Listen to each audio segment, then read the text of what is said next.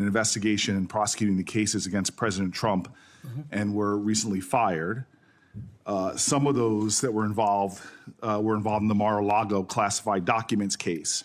Do you know who Brett Reynolds is? Maybe, but it doesn't ring a bell at this point. So You're under oath. You have no recollection of who Brett Reynolds is? if you could provide me with a little more context, I could possibly remember. Are you aware of any plans or discussions to punish in any way, including termination, FBI agents or personnel associated with Trump investigations? Senator, just to be clear, I did not participate in any of those DOJ Sir, decisions. that's a yes or no question. Are you aware of any plans or discussions to punish in any way, including termination, FBI agents or personnel associated with Trump investigations? Yes or no? I'm not aware of that, Thank you. Senator. There is no evidence of wrongdoing by FBI employees involved in these investigations. If you do pursue investigations of those involved, will you commit to using standard processes, including a standard review by the FBI Inspections Division and the Inspector General? Senator, I will honor all those review processes. You will honor those review processes. Yes, Senator. If these are actions that the FBI employees, if there are actions against FBI employees that do not follow those standards process that happen before you get in, will you commit to reversing any decision prior to your arrival so that those standard processes and the standard review by the FBI Inspections Division will take place? I don't know what's going on right now over there, but I'm committed to you, Senator, and your colleagues that I will honor the internal review process of the FBI. Have you made any commitments to anyone about pursuing any investigations or targets if you are FBI director? Only violent criminals and terrorists. Have you had any conversations with anyone on the transition team about pursuing any investigations or targets? Only following the Constitution. Again, are you certain?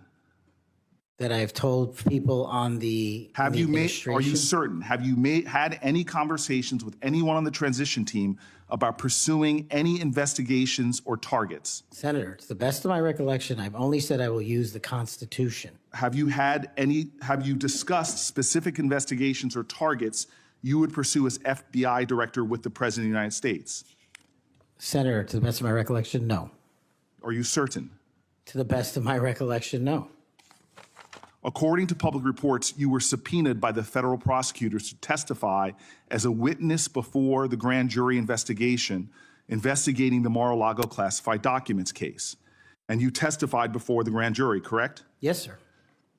And when you were before the grand jury, you pled the fifth on the basis of self-incrimination, correct? I utilized my constitutional rights during that process with the advice and consent of counsel and appeared before that grand jury. I will take that as a yes. And you are familiar, I imagine, with Section 6002 of Title 18. Off the top of my head, Senator, not. Well, Section 6002 is the immunity statute.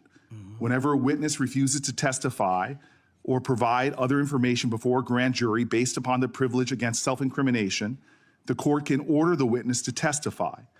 The witness must comply with the order, but they receive immunity, which means that no testimony or any other information provided before the grand jury can be used against them in any criminal proceeding.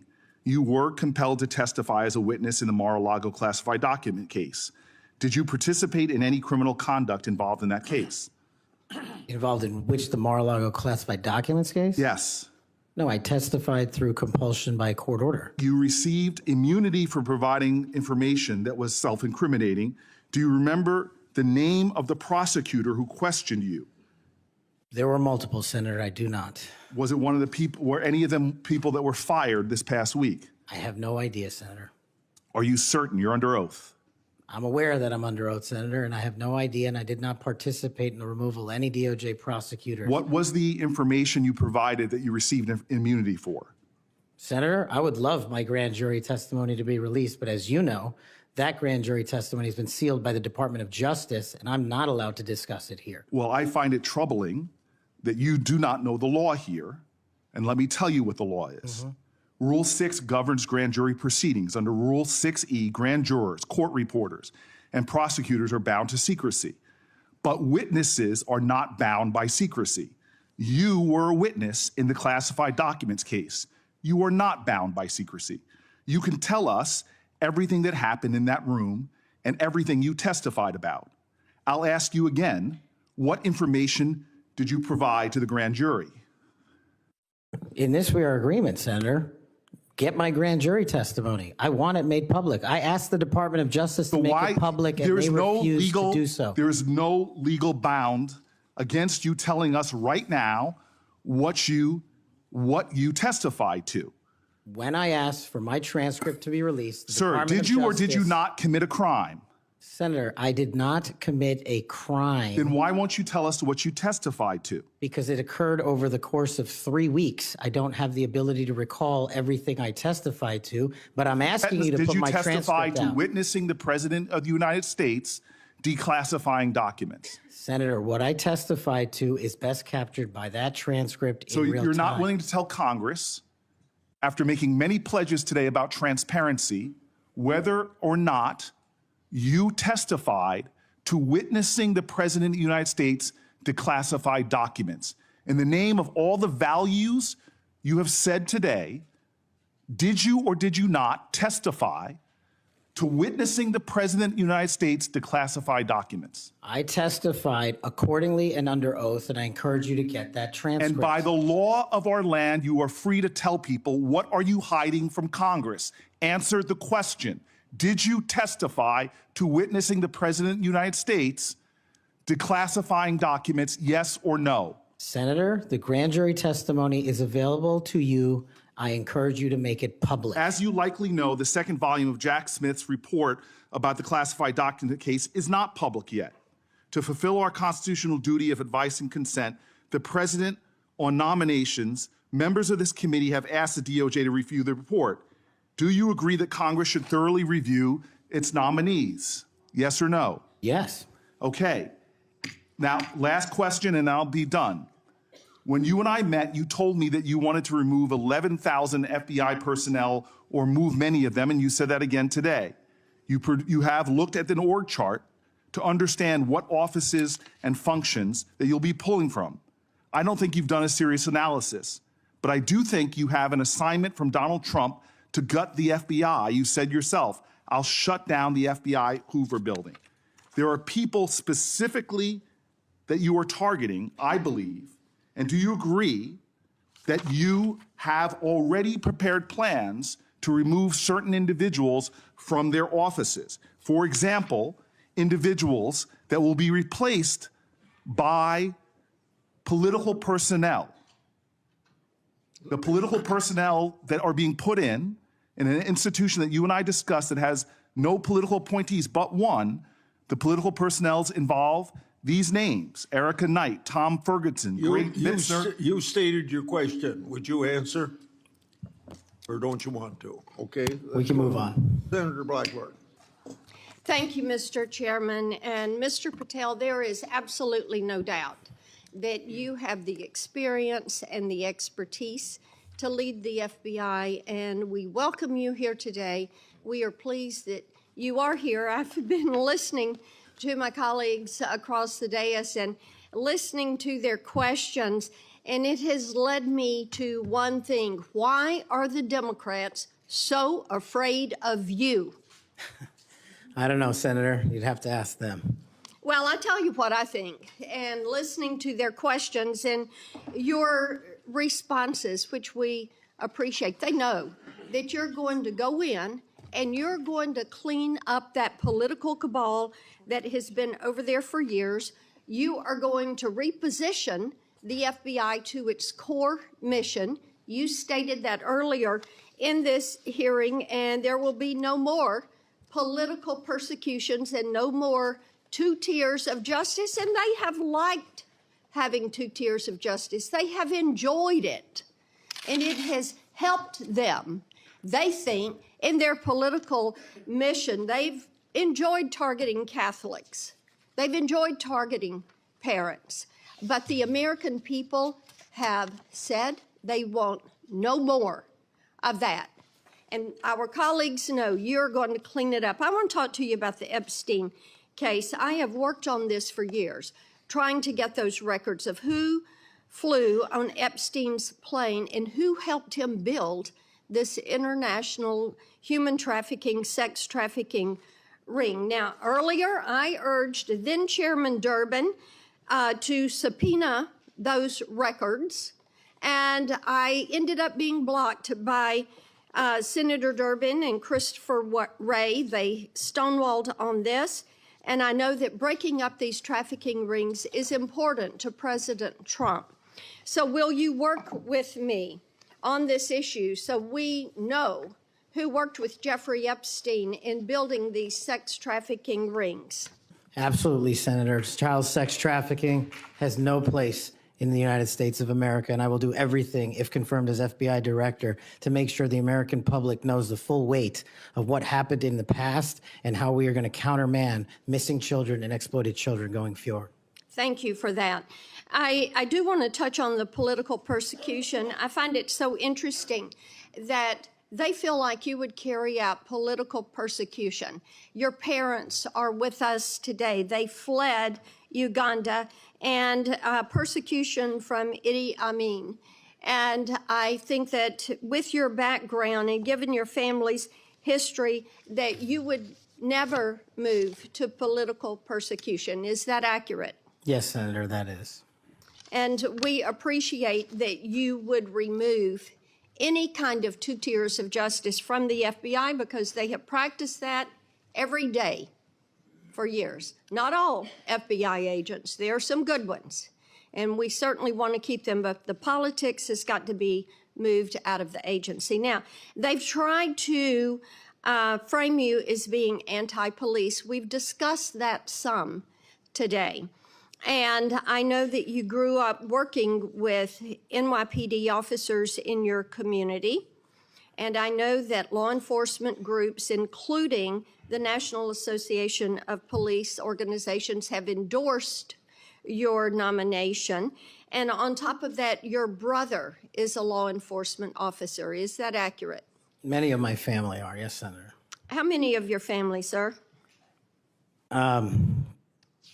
Well, I guess the Indians have a different definition of family. We got a really big one, and they're all family.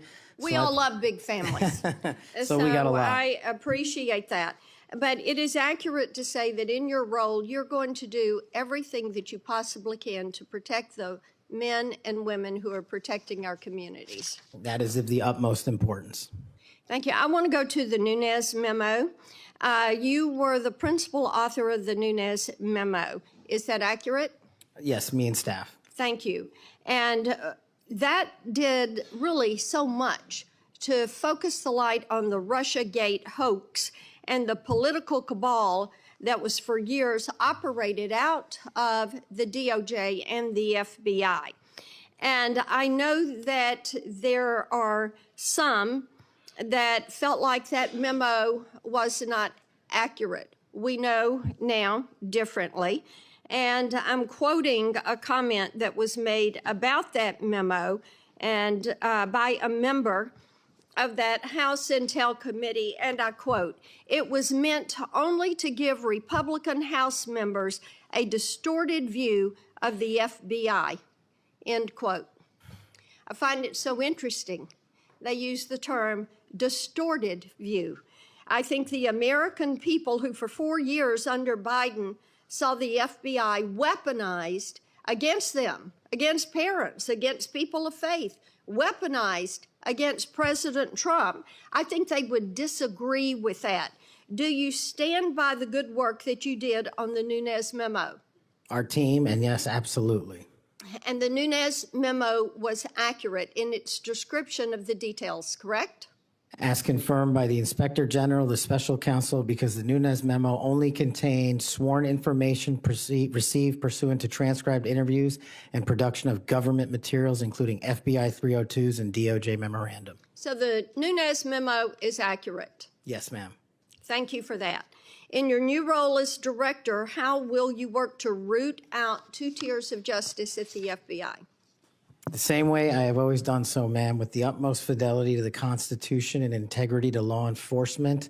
Government must allow those who are privileged to serve to execute their law enforcement duties fully, but at the same time, the American people deserve accountability inwards to government, to any of those who violate that sacred trust.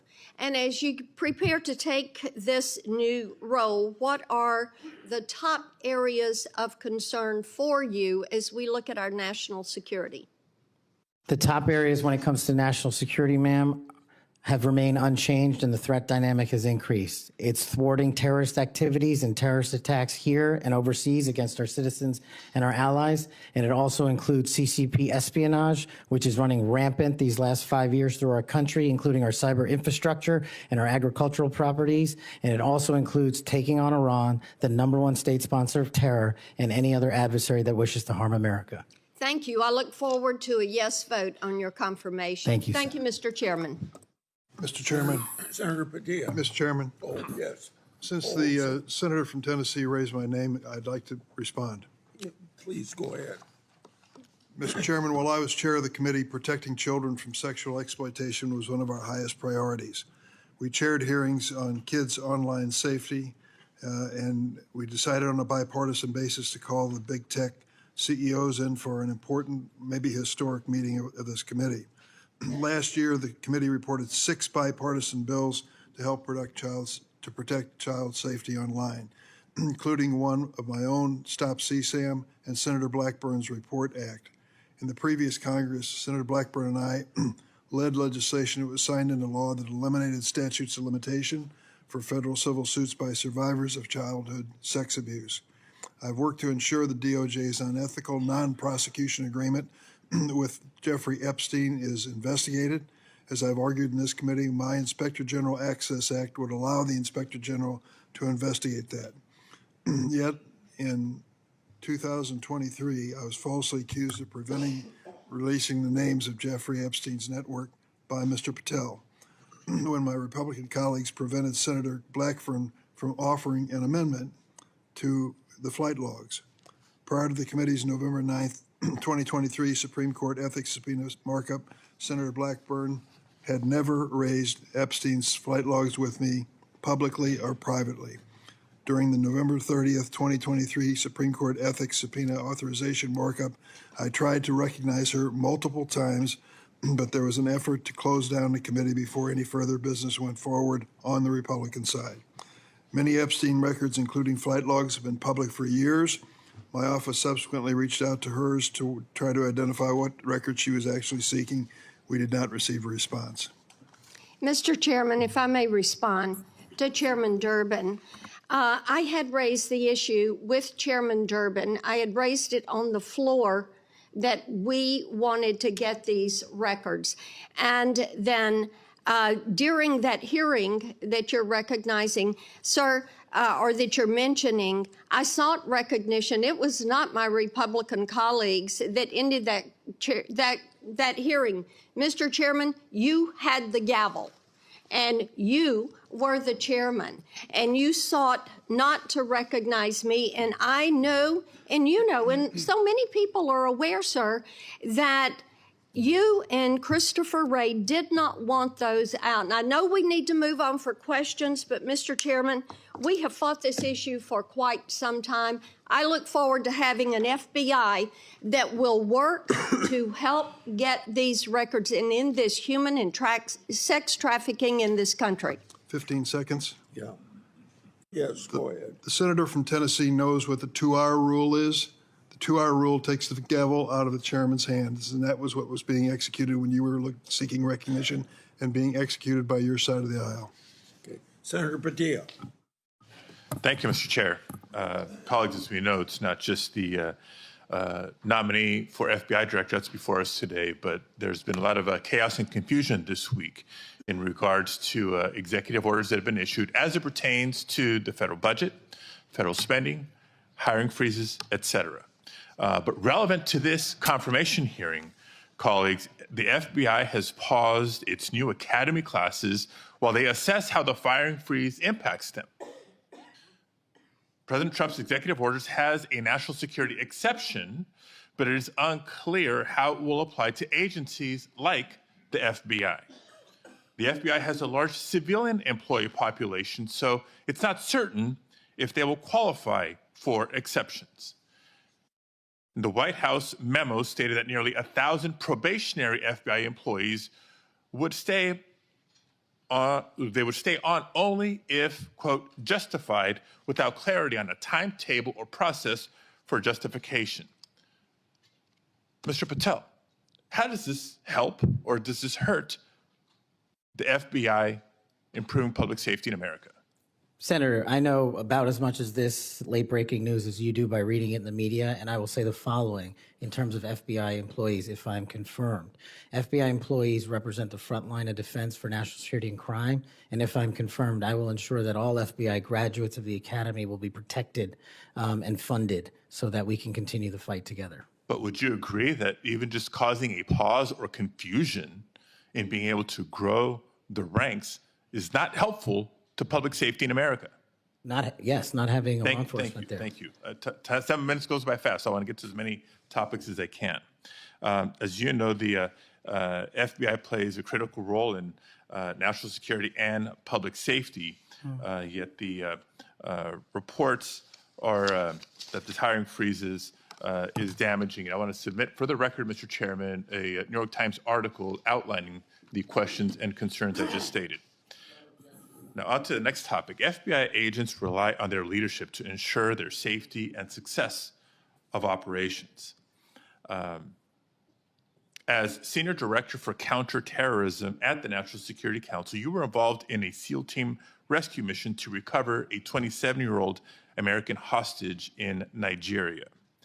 According to former Secretary of Defense Mark Esper, you falsely informed senior leadership that the United States had secured permission to fly over other nations' airspace en route to Nigeria. This misinformation forced the aircraft to circle the border for an additional hour, potentially jeopardizing the mission's success and putting service members at undue risk. Can you explain your decision to falsely claim airspace permissions had been secured for the mission? I greatly appreciate this. This is one that hits home squarely because my guys, my friends, were on that operation. They were in that helo. They were in that V-22. And there's never a time in my career that it would jeopardize the safety of the men and women in uniform. And if you ask the National Security Advisor of the President of the United States, who's with me on that day, who has gone on the record publicly, as has General Tony Tata, who's the Undersecretary of Defense, they have both stated with affirmation that I acted appropriately, relayed all information accurately, and never jeopardized the safety of the hostages. And our men were on the ground for 59 seconds and executed 6 sentries and rescued an American hostage named Philip Walton, and he's home today with his family because of it. So your friend's word versus the former Secretary of Defense. That's what we're going to be asked to consider. Next topic. In September of 2024, just a couple of months ago, you stated that Chris Wray was caught illegally using 702 collection against Americans 274,000 times. That's a quote. And you criticized Congress for failing to implement necessary reforms when reauthorizing Section 702. Now, earlier in this hearing, I heard you respond to Senator Cornyn's questions and saying that the improvements to FISA 702 accountability go a long way. That's what you said today, earlier, on the record and under oath. But on that September podcast that I'm referring to, you said that by passing the reauthorization bill, Republicans, quote, bent the knee. So which is it? They bent the knee and didn't reform 702 as you would suggest, or that they've gone a long way? Senator, as I've talked about extensively with my experience with 702, it is a necessary tool to protect this country. The FISA court themselves issued the report you're referring to about the illegal searches. They found 270-some thousand violations. So I think we need it, and I think we need to work with Congress to reform it. Let me rephrase my question more bluntly. Which is your opinion on the most recent reauthorization of 702? That Republicans bent the knee for not insisting or adopting significant reforms, or that reforms have gone a long way? Because they seem like contradictory statements. 702 is a critical tool, And I'm proud of the reforms that have been implemented, and I'm proud to work with Congress moving forward to implement more reforms. So they bent the knee, but now you're proud of it. Got it. Next topic. I know you've been asked about the J6 prison choir prior in this hearing. My question is not going to rehash previous questions. Funds have been raised, as you explained to me in our meeting last week, to support families of insurrectionists, my words clearly not yours, that have been in jail, including those who committed acts of violence against police officers. I want to know, in any of your work around the J6 prison choir, was any of the funds that were raised used to support the families of the police officers who were brutally attacked by the insurrectionists? Senator, my foundation has used funds Yes to or help no? police It's a yes or officers no. across the country. It's a yes or no. I don't know if those officers' families applied for a grant. That's how we distribute at a charity, based on who comes that in. tells me a lot about your care and prioritization of the police officers you claim to support, because They've given away over $500,000 to law enforcement and but active you duty can't militaries. articulate. I mean, you were able to articulate to me examples of the families of January 6th insurrectionists. Because the insurrectionists words, in not jail, you're mine. supporting the families, but you can't, say clearly and confidently that families of police officers who were brutally attacked got similar support. Next topic. Your time's up. Okay, I'll save it for the second round. Thank you, Mr. Chair. Or I call on Senator Schmidt. I have a letter that I want to put in regard to this Nigerian rescue story. It's from General Tata. What people that bring this up don't tell you is that General Tata has denied the exchange reported in the Atlantic and has forcefully defended Mr. Patel. General Tata said, "I never heard the words that somebody's saying they heard from me. That's not a quote from me," end of quote. General Tata wrote to the committee and said it was, quote, irresponsible, end quote, to say Mr. Patel jeopardized the mission. He said, quote, Kash played a critical role in that and many other successes during his tenure precisely because he cares so deeply about America, its national domestic security, and her citizens. So by unanimous consent, I will put this letter in the record. Any disagreement? I hear none. Senator Schmidt. Thank you, Mr. Chairman. It's good to see you, Mr. Patel. It's great to have your family here. I know they must be very proud. I have to tell you, I saw up close and personal how politically weaponized the FBI had become. In my former job as Attorney General of Missouri, we brought the Missouri versus Biden lawsuit, which uncovered this vast censorship enterprise where the federal government coerced and colluded with some of the biggest companies in the history of the world to suppress speech. And not just that, actually to pre-bunk the Hunter Biden laptop story. The FBI had the laptop in November of 2019. They met with senior executives. Yoel Roth, who was the main guy at Twitter at the time, signed an affidavit saying they were talking specifically about the laptop. It could be Hunter Biden's, pre-bunking it, calling it a Russian hack and leak operation. They knew it was true. They knew it was his laptop.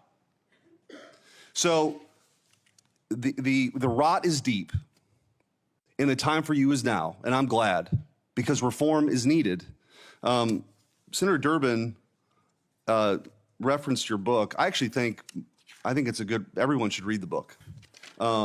Because I want to ask you about some quotes that are in the book, because a lot's been made of it. Usually just some of the endnotes, but the content of the book. Did you say in the book, American justice must never be selective. If the law is applied unevenly, democracy crumbles. Did you say that? I did, Senator. When agencies like the FBI and the CIA prioritize politics over truth, the nation suffers. Did you say that? I sure did, Senator.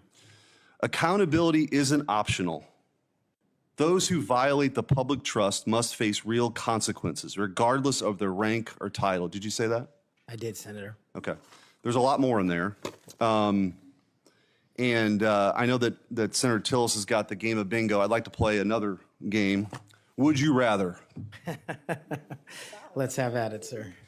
Would you rather the FBI prosecute and persecute parents who voice legitimate concerns at school board meetings, or should it investigate domestic terrorists who commit school shootings and threaten the lives of American children? Absolutely investigate and prioritize the safety of our children and any actual and real domestic terrorists, as I've prosecuted in my past in the Obama Justice Department. Would you rather the FBI be weaponized by investigating presidential candidates, political opponents, spying on and wiretapping candidates' advisors, or should the FBI get back to its core mission and get politics out of the FBI? There should be no politics in the FBI, and having been a victim of the weaponization of law enforcement against me, I know what that feels like, and if I'm confirmed, I will make sure no American feels that sleight of hand ever again. Would you rather the FBI target traditional Catholics as extremists, or should the FBI focus on investigating actual threats posed to the American people by cartels pumping fentanyl into our communities through the southern border? 100,000 deaths due to fentanyl and drug overdoses in 1 year. I'd rather the FBI focus on that and save our children.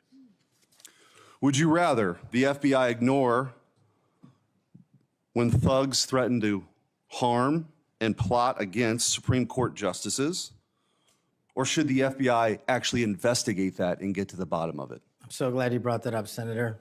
This body passed a law to protect our justices of the peace, including the Supreme Court, and every single justice of the peace deserves that enforcement of that law so they can do their duty. Would you rather the FBI pressure social media companies into censoring conservative viewpoints, or should it focus on what the FBI should get back to, which is investigating interstate crimes that threaten the well-being of Americans? No censorship. Let's focus on investigating interstate crimes. Would you rather the FBI raid the home of a former president and chief political rival, going through the First Lady's personal belongings, spreading out documents on the floor staged, or should it raid the homes of terrorists who seek to harm citizens? Let's let our men and women in law enforcement kick down the doors of terrorists and narco traffickers and pedophiles and put those people in prison where they belong. So, I mean, I could go on and on. But let me tell you what I think's really going on here.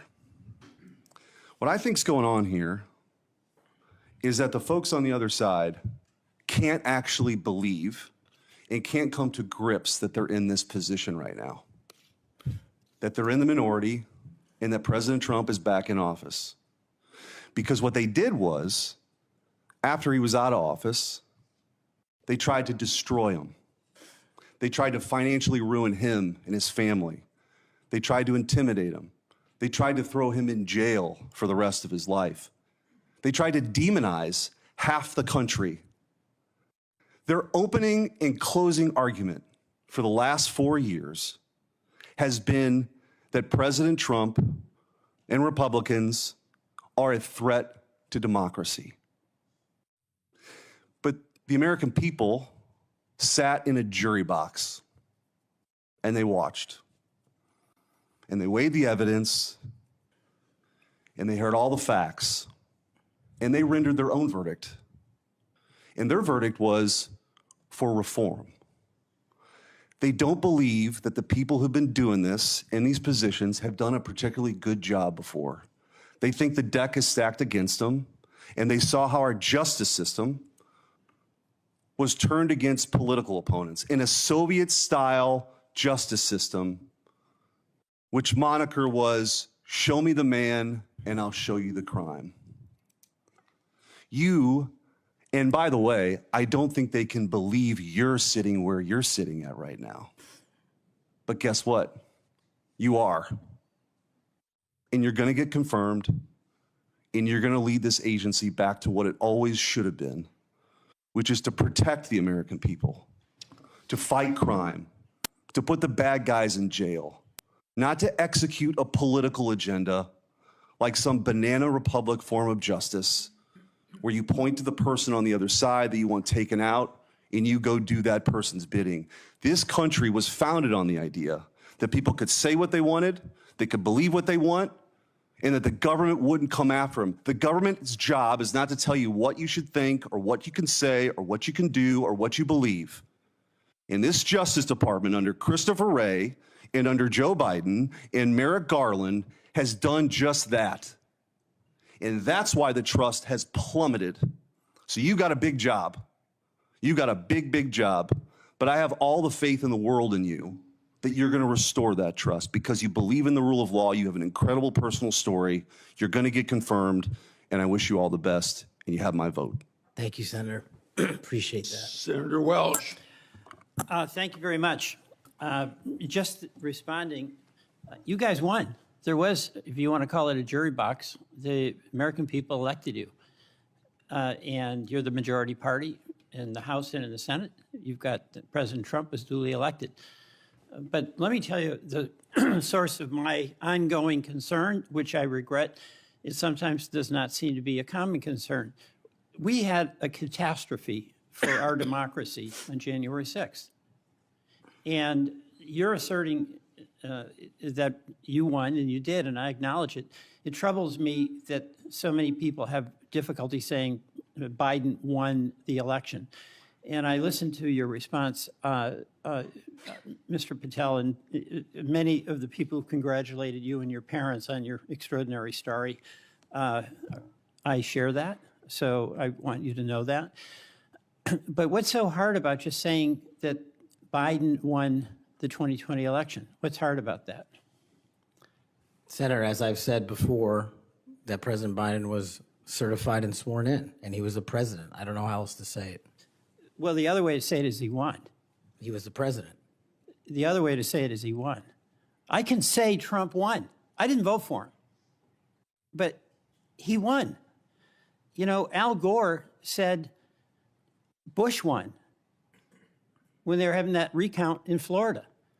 And we have had a peaceful transfer of power here in very contested elections.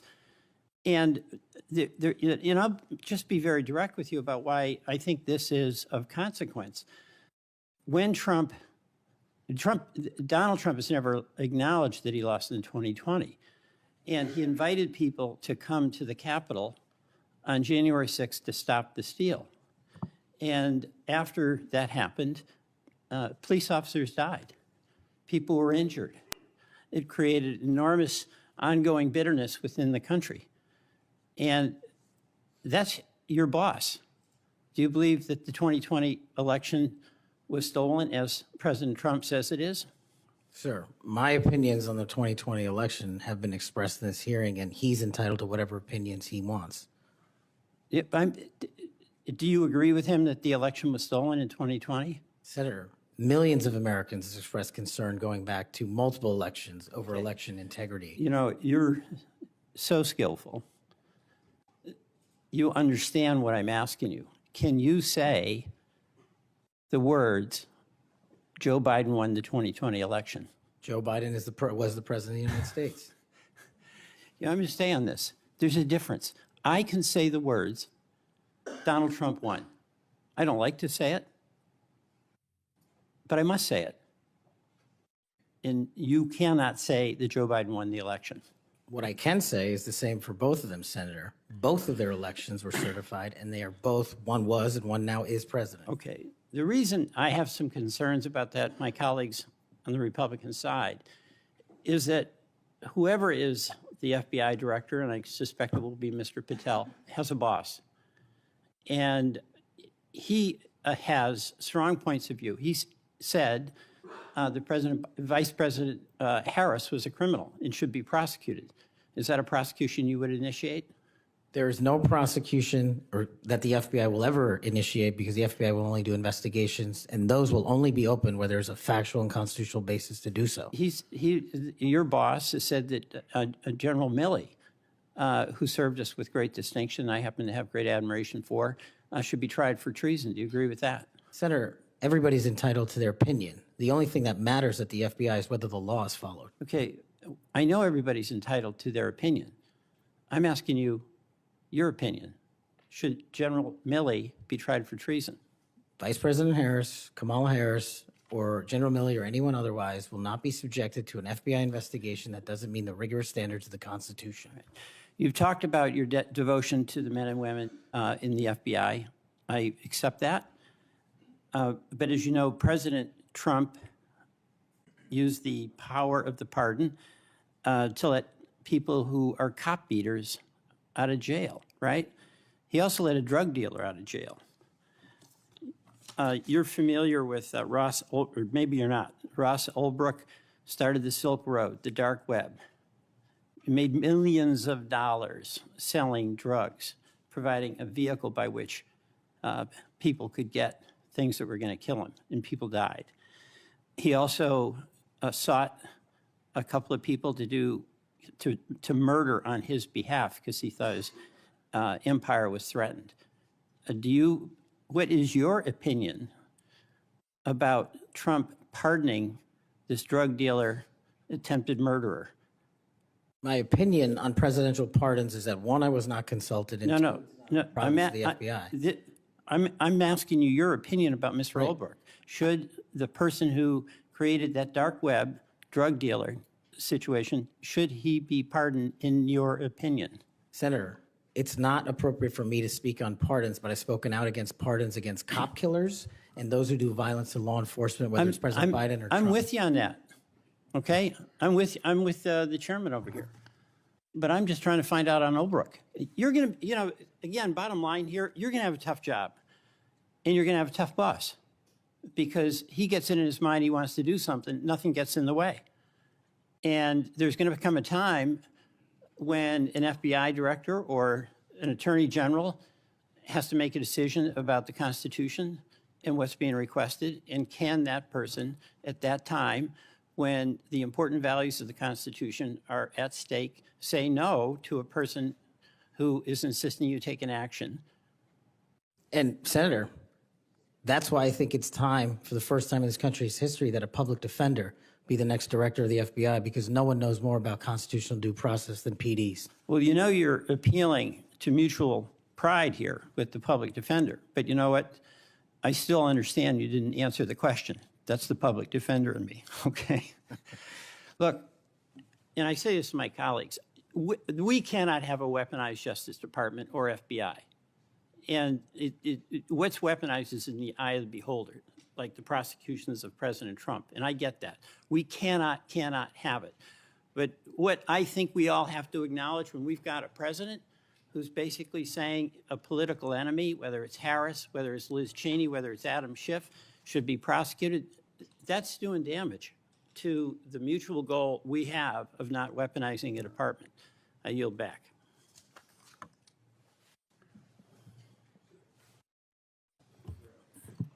Thank you, Mr. Chairman. I appreciate it. Mr. Patel, thank you so much for being here. To your family, I know that this has to be such an incredible moment. Congratulations, and thank you for time to be a part of this with all of us. Look, I have been diligently listening over the last few hours, and what I have heard you say is this, that your duty is to protect American citizens, that you will work to uphold the Constitution. I have heard you say you're going to get back to making sure you focus on violent crime. You said, I want children to have parks to play in, not needles to walk on. You said, I'm going to let cops be cops. You said, we've got to get back to having full transparency.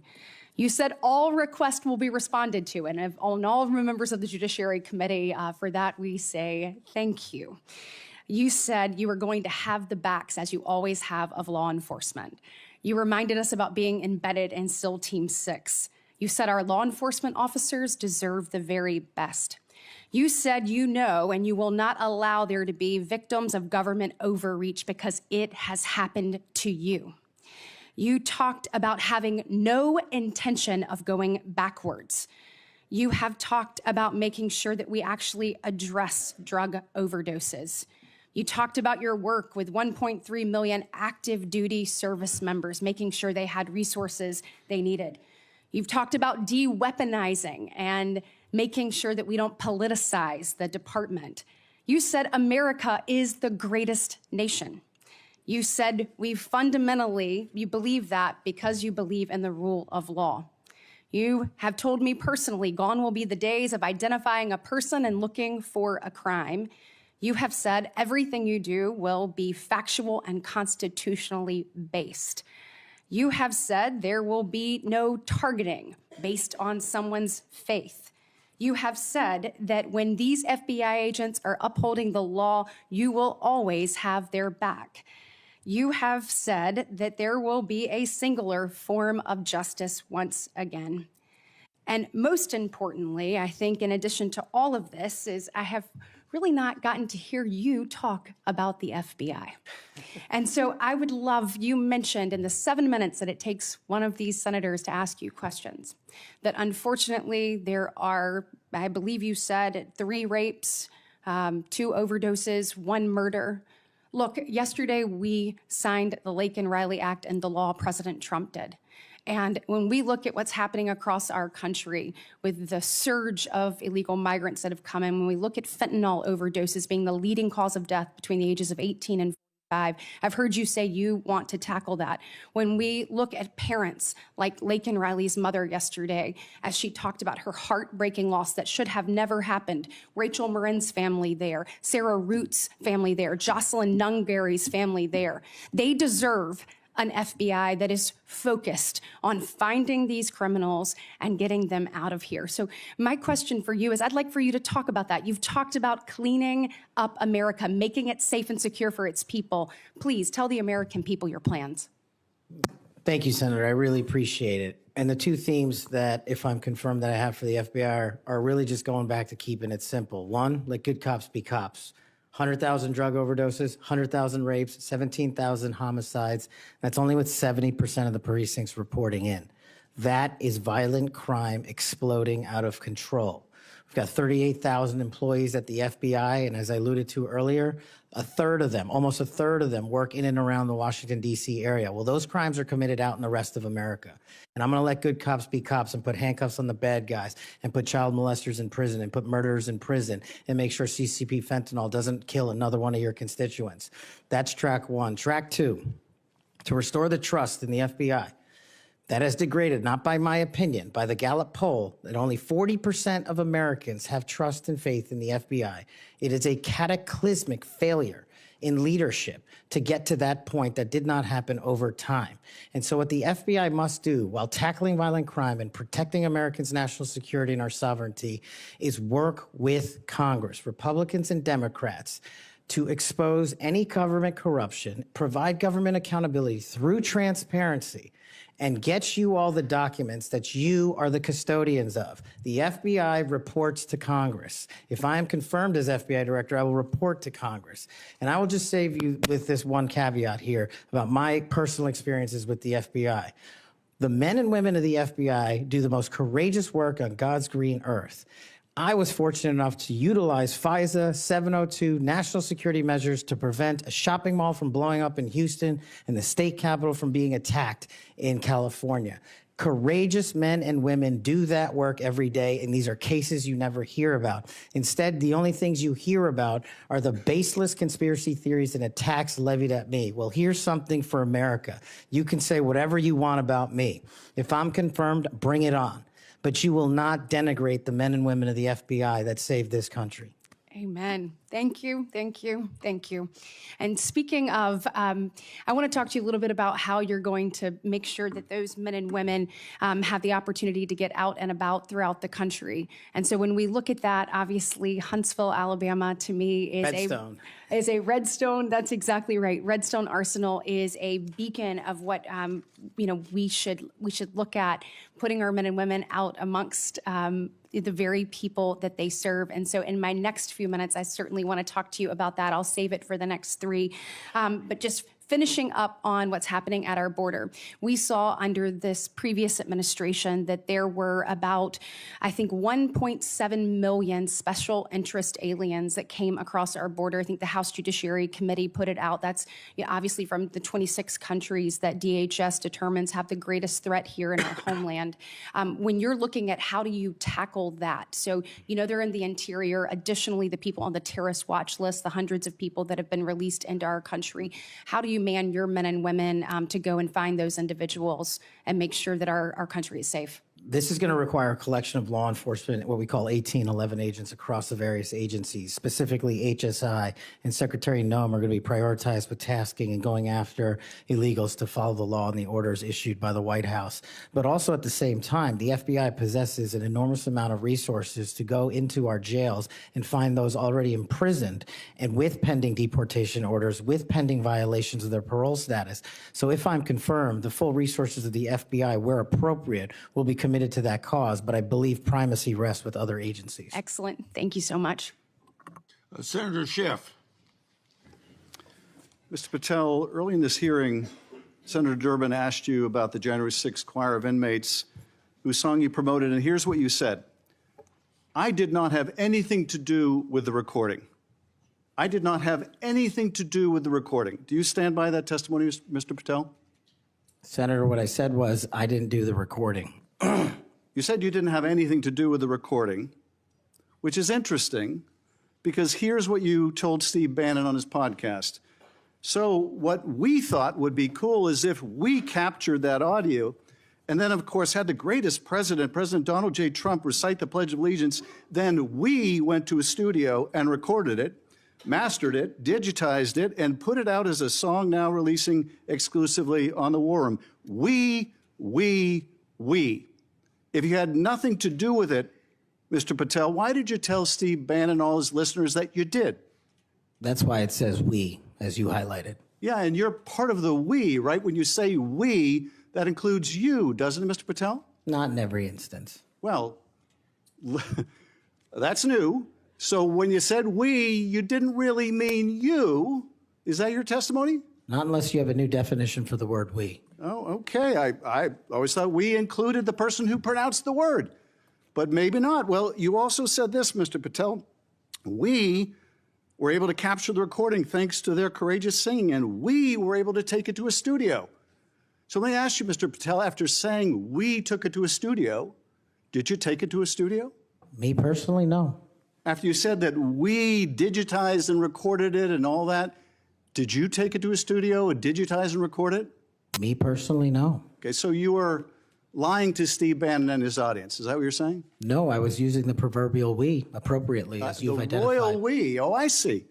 And so you certainly promoted the hell out of it, though, didn't you? I don't know what that means, but I promoted the heck out of raising money for families in need. With promotions on social media and saying you were going to get this to #1 on the billboards, right, Mr. Patel? I think it did. Yes, it did. Yes, it did. Isn't that great? People who violently attack police have a #1 song thanks to you, Mr. Patel. That's something to be really proud of. Now, you've claimed, Mr. Patel, you didn't know about any of these people in the choir. Is that right? I did not know about the violent offenders, and I did not participate in any of the violence in and around January 6th. Tell me, Mr. Patel, what due diligence did you do to find out who was in the choir before you promoted their beautiful music? These people who assaulted law enforcement. What due diligence did you do? Senator, I didn't record it myself. So you did no due diligence before you promoted this song by these violent felons. Is that what you're telling us? Senator, I did not record that myself. So you're being considered for director of the FBI. And here you did no diligence to find out whether people you were associating with now the President of the United States in song were convicted of attacking police officers. Is that who we want running the FBI? I want you to turn around. There are Capitol Police officers behind you. They're guarding us. Take a look at them right now. Turn around. I'm looking at you. You're talking to me. No, look at them. I want you to look at them if you can, if you have the courage to look them in the eye, Mr. Patel, and tell them you're proud of what you did. Tell them you're proud that you raised money off of people that assaulted their colleagues, that pepper sprayed them, that beat them with poles. Tell them you're proud of what you did, Mr. Patel. They're right there. They're guarding you today. Tell them how proud you are. That's an abject lie, and you know it. I've never, ever accepted violence against law enforcement. I've worked with these men and women, as you know, you my entire glorified life. it in song, and I did Mr. not Patel. make a single dime out of it. In song. Well, let me. How about you ask them if I have their backs, and let's see about that answer. Let me ask you this, Mr. Patel. Let me ask you this. If an FBI director promoted a song of people who sprayed pepper spray in the face of an FBI agent, would you say they were fit to be director? Mr. Schiff, Yes or no? Would they be fit to be director? I am fit to be the director of the FBI. If you were the FBI director and you promoted a song with someone who beat an FBI agent with a pole, would you say you were fit to be FBI director? Mr. Schiff, I am fit to be FBI director based on my 16 And years in yet you government did all service. these things, Mr. Patel. You can say, oh, I support law enforcement. I decry violence against law enforcement. You could say all that. It's what you did, Mr. Patel, that matters. It's what you did that matters. Well, let me ask you about something else that you did, Mr. Patel. Did you claim that Donald Trump declassified all the documents at Mar-a-Lago? Did you claim that? In what proceeding? To the public, ever, did you tell anyone that Donald Trump declassified all the documents at Mar-a-Lago? From publicly available information, President Trump issued a declassification order on a variety of No, materials. I'm just asking you, did you tell the public, did you tell anyone, did you make the claim that Donald Trump had declassified those hundreds of classified documents that were at Mar-a-Lago? Did you make that claim From publicly? my best of my recollection, I said President Trump issued a declassification order to a large number of documents. Yeah, and were you present when he declassified all the Mar-a-Lago documents? Senator, I'm not saying he declassified all the Mar-a-Lago documents. I said President so now- Trump declassified a large number of documents, and I would hope this committee and the rest of Congress would want to get those documents to the American people. Mr. Patel, before a president or anyone declassified documents, wouldn't you want to know whether making the public would cause sources to be killed? Wouldn't you want to know that before you just declare they're all declassified? Wouldn't that be the responsible thing for a president to do? It was the responsible thing for us to do. That's why we declassified the Nunes memo. And did Donald Trump declassify? And no one died. And did Donald Trump ever ask any of the agencies who produced those documents whether declassifying them would put people's lives at risk? Did he ever do that, to your knowledge, Kash Patel? I don't know that he didn't. Do you? No, that's the problem, isn't it? That's the problem, isn't it? So let me just ask, Mr. Chairman, if you would, Mr. Patel has said he has no problem. He would support the release of his grand jury testimony in that case. I would ask you, Mr. Chairman and Ranking Member, to join me in requesting, with Mr. Patel's approval, the release of those grand jury transcripts. And I would also ask Mr. Patel whether you support the release of Volume 2 as it pertains to you of the special counsel's report. Any reference to you in the report, to your truthfulness, will you support the release to this committee of those sections of Volume 2 of special counsel's report? I support following the law and providing whatever information the law requires. Well, you said to the Wall Street Journal that you support transparency. Here's your chance, Mr. Patel. You support release of that to this committee, yes or no? Your time's up. Before I call on Senator Tillis, I have letters here from law enforcement groups representing 310,000 officers supporting Mr. Patel's nomination. And they'd be like the Association of Police Organizations, National Police Association, United Federation of Police Officers, Police Benevolent Association, United Coalition for Public Safety. I'll put these in the record. Senator Tillis. Thank you, Mr. Chairman. And Mr. Patel, thanks for being here. I want to thank my colleague, Senator Welsh, for being so measured and respectful in the way that he engaged with you. I just want to cover a few things, and I don't know if it'll take 7 minutes or not. I want to go back to the we versus I, since it was the last discussion. Other people may not have been paying attention. I've only missed Senator Booker's questions, but in your exchange with my colleague from one of my former states that I lived in, Louisiana, he repeatedly said you with respect to preparing a memo or documents, and you repeatedly said we. So you are somebody who's not like a lot of people around here that say I a lot, even though it was the we that got things done. So I, for one, appreciate how you focus on that. Now let's talk about how things change over time. I don't know if if the presidential candidate Clinton ever claimed that President Trump was legitimately elected. I know that Stacey Abrams never really, I think, allowed or acknowledged that Governor Kemp was governor until the second time she lost.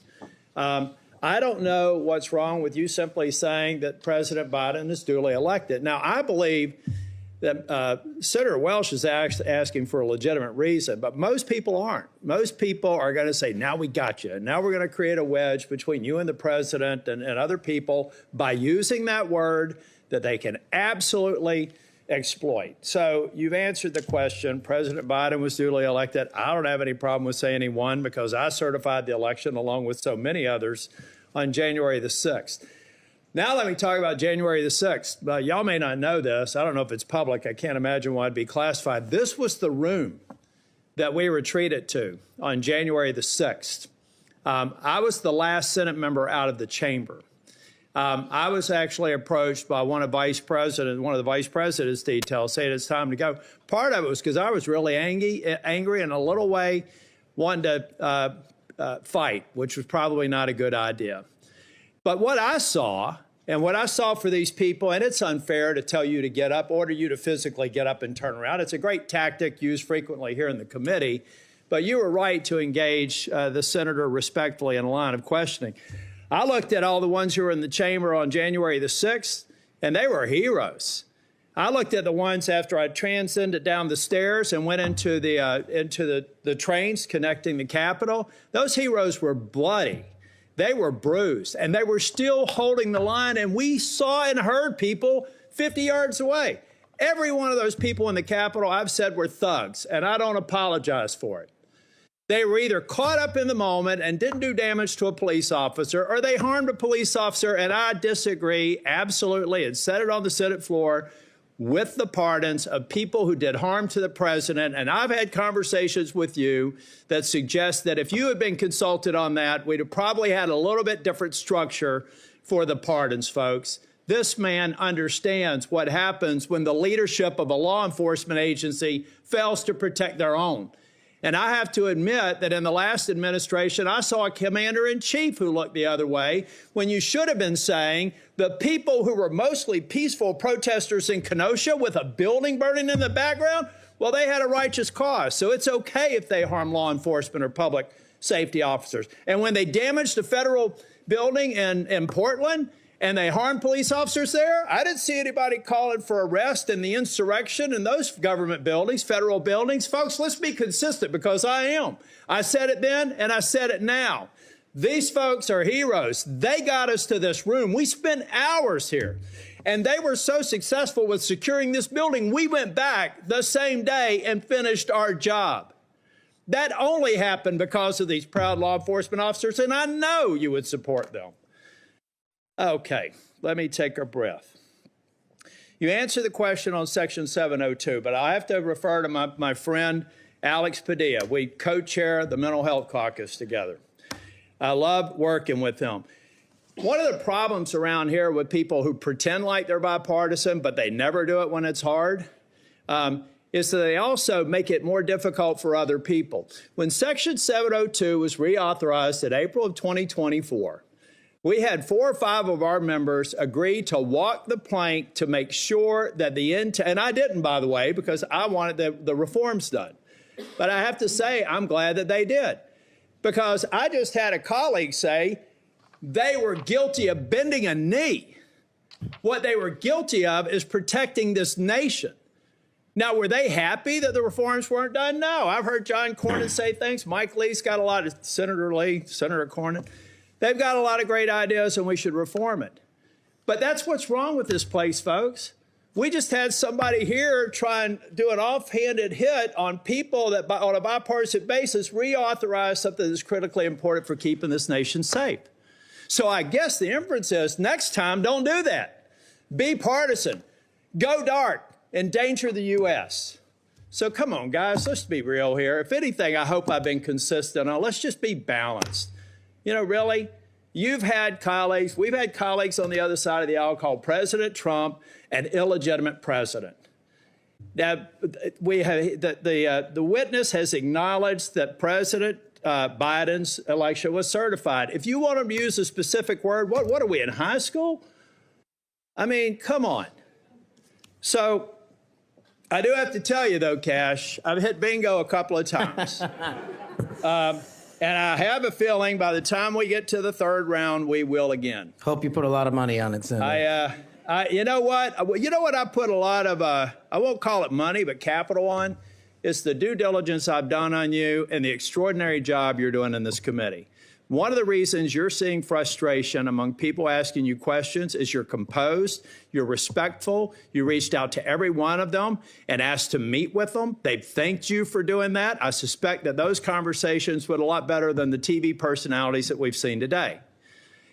So I've got 50 minutes. You want to wrap up on, and I'm going to come back for the second round. You want to wrap up on, let me just ask you this question. I went to the floor yesterday to make it very clear. I've been thanking these Capitol Police officers, and I told them I actually thought that the pardons of people who did harm to police officers sucked.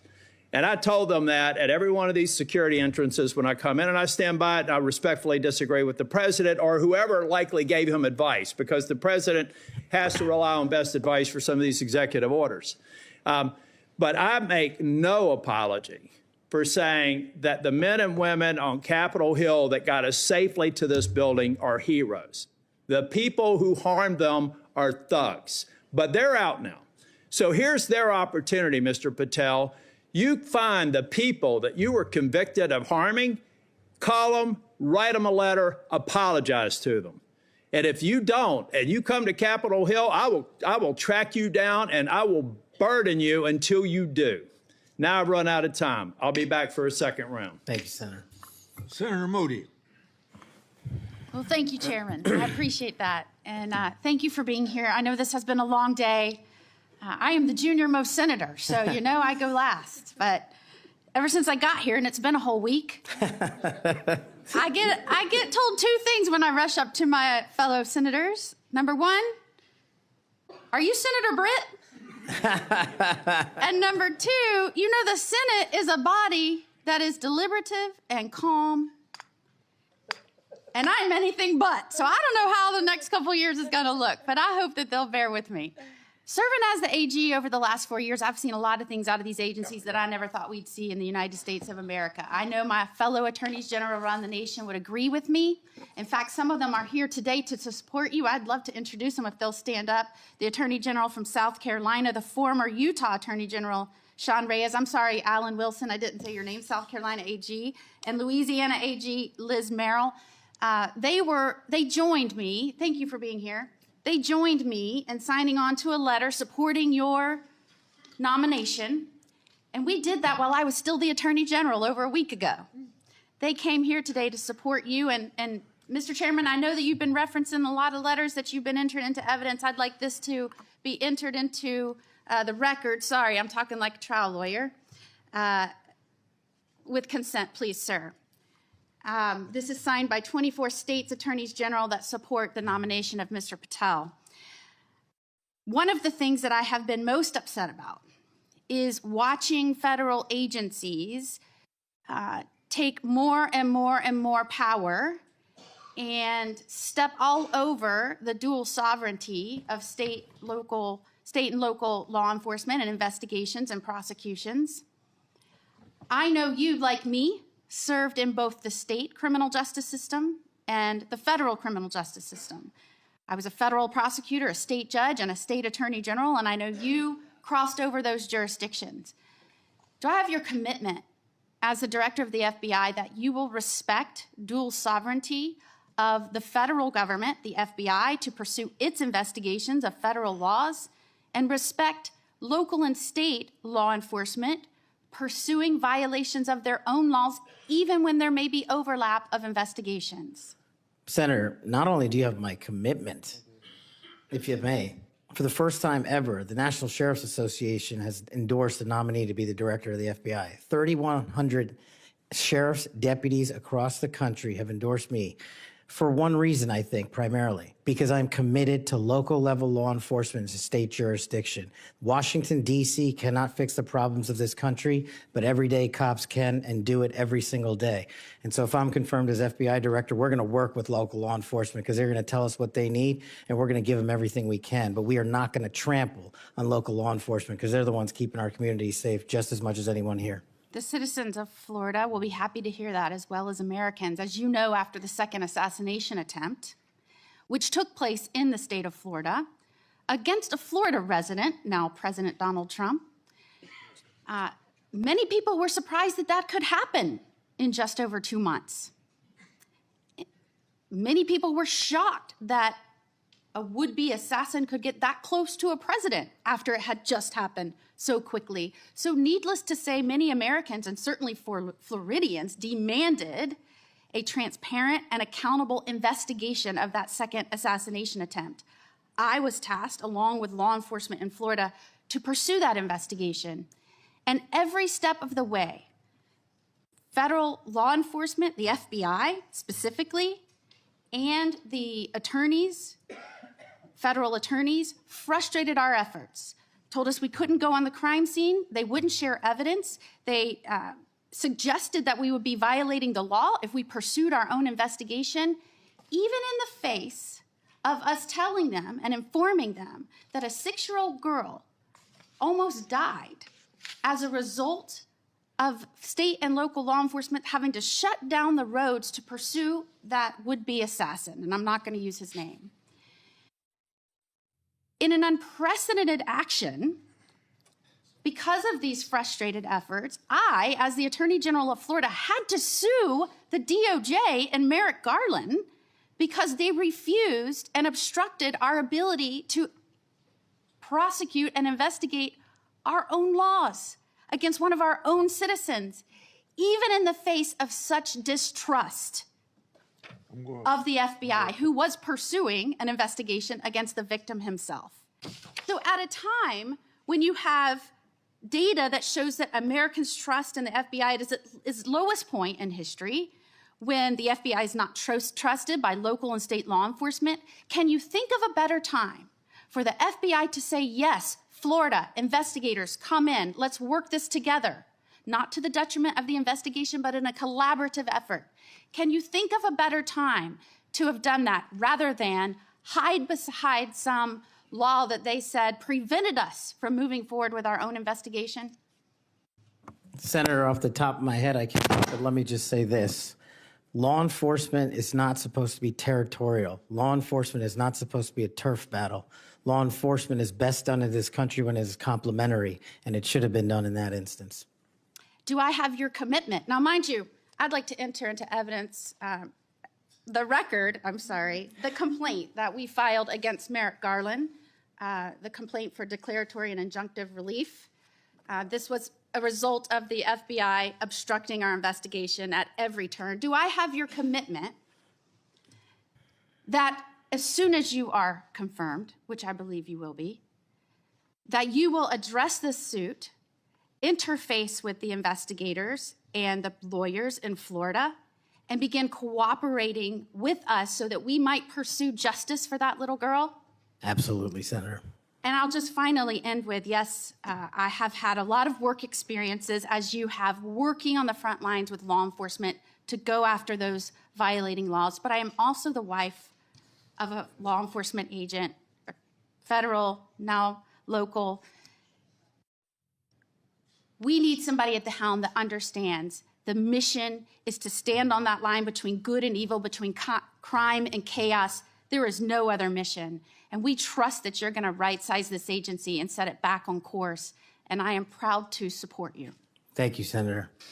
Is there any objection among the committee for her request to insert things in the record? I hear none, so ordered. Now we start our second round, 3 minutes each one. I've spoken on this issue many times. I may have even discussed it with you in my office. The FBI's Foreign Influence Task Force inappropriately briefed me and Senator Johnson. That briefing was later used to falsely tie our Biden family investigation to, you can expect it, Russian disinformation. Our investigation was based on records from both the Obama and the Biden administrations, along with various bank records. Over 4 years later, the FBI has yet to provide us the underlying intelligence that they said formed the basis for the briefing. So if confirmed, I want you to work with me to finally get to the bottom of what happened here, including providing me and Senator Johnson with related records. You have that commitment, Senator, if confirmed.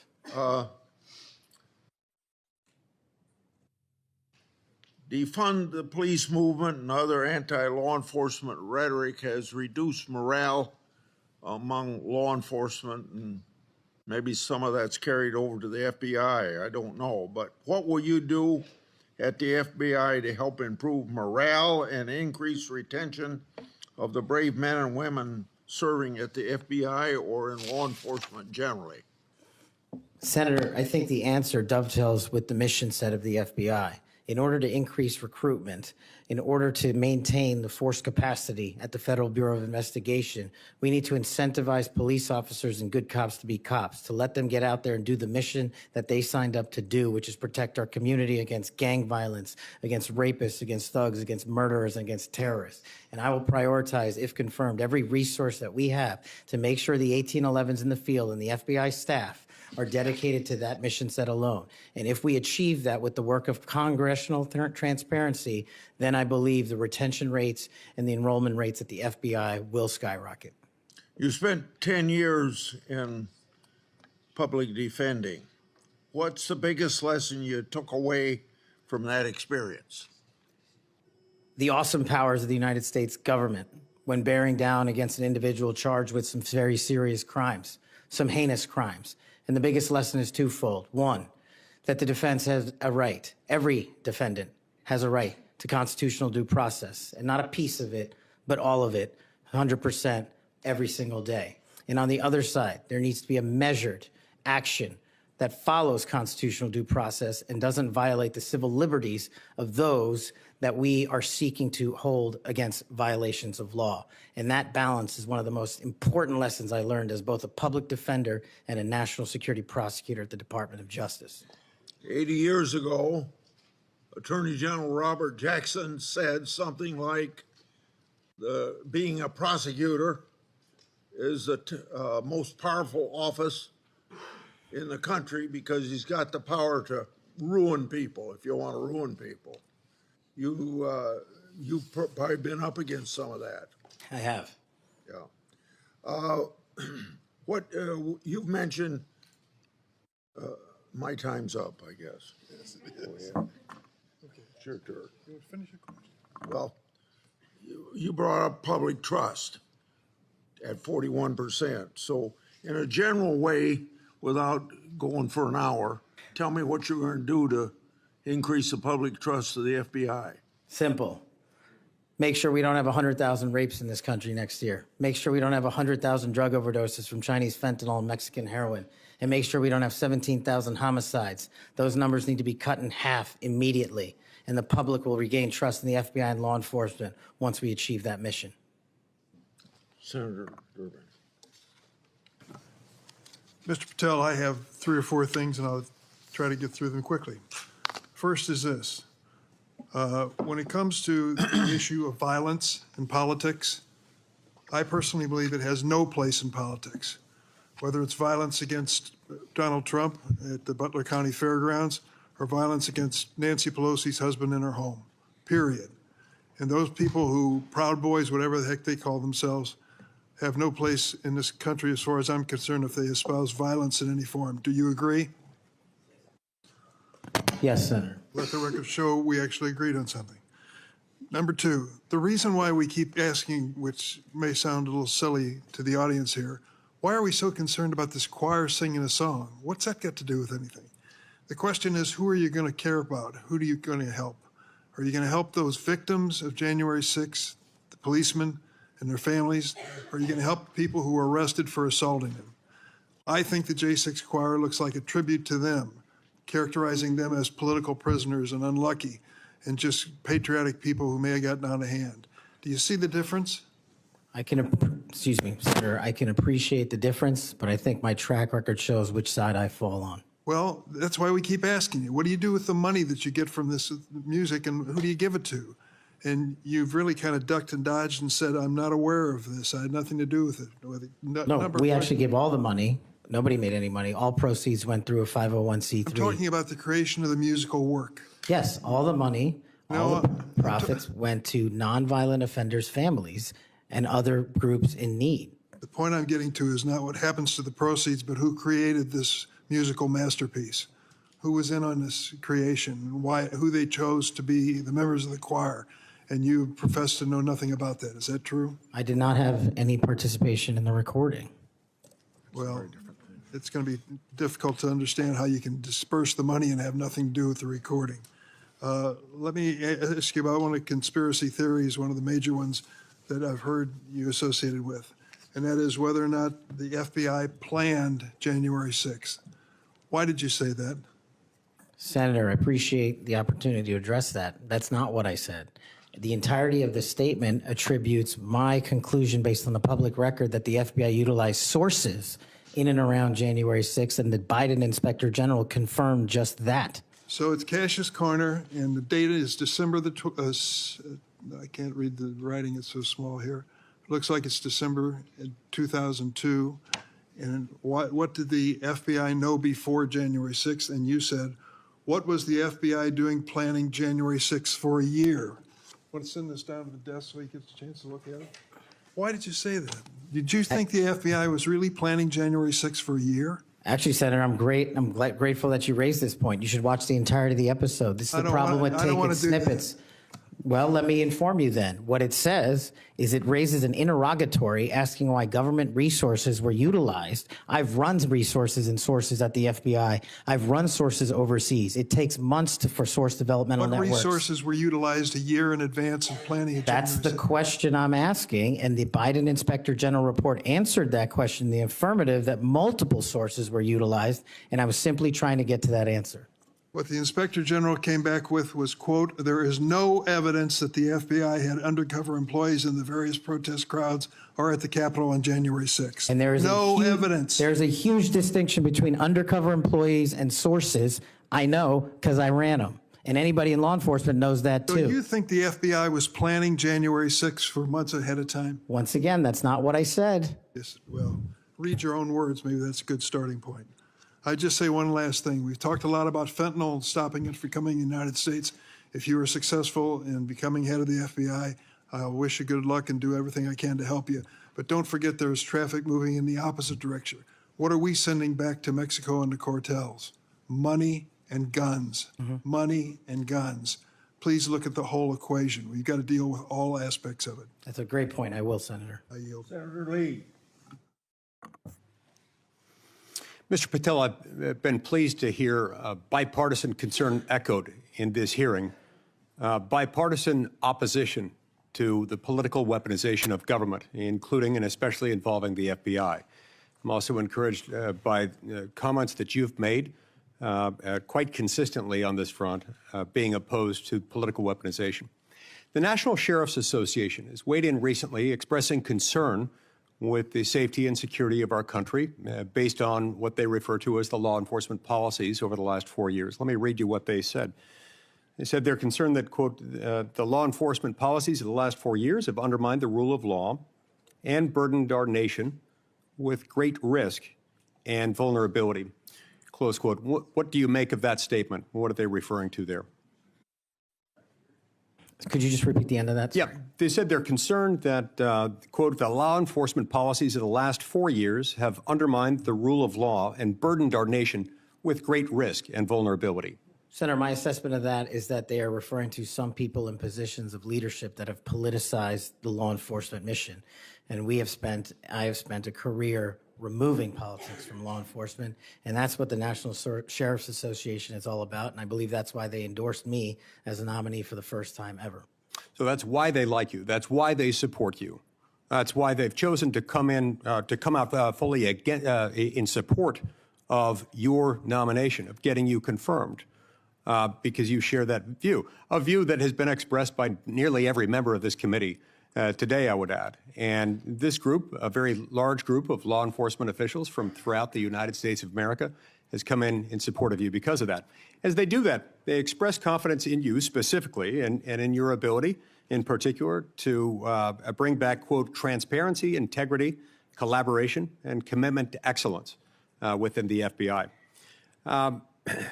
Tell me what you'll do in order to do that, and how you'll commit to work with other law enforcement, both within the FBI, elsewhere within the federal government, and with state and local law enforcement officials to bring that back.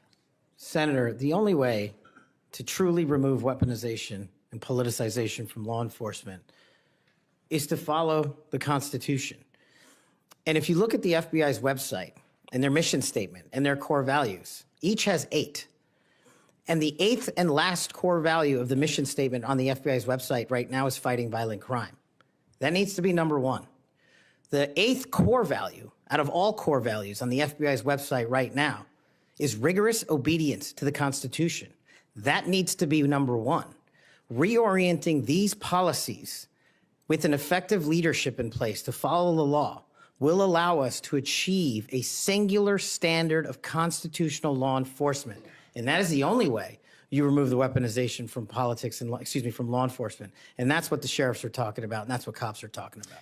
If men and women were angels, we wouldn't need government. If we had angels to govern us, we wouldn't need a constitution. We're not angels. We don't have access to them. So we got to follow the rules. And that's your top job. I appreciate your support for the Constitution. Senator Whitehouse.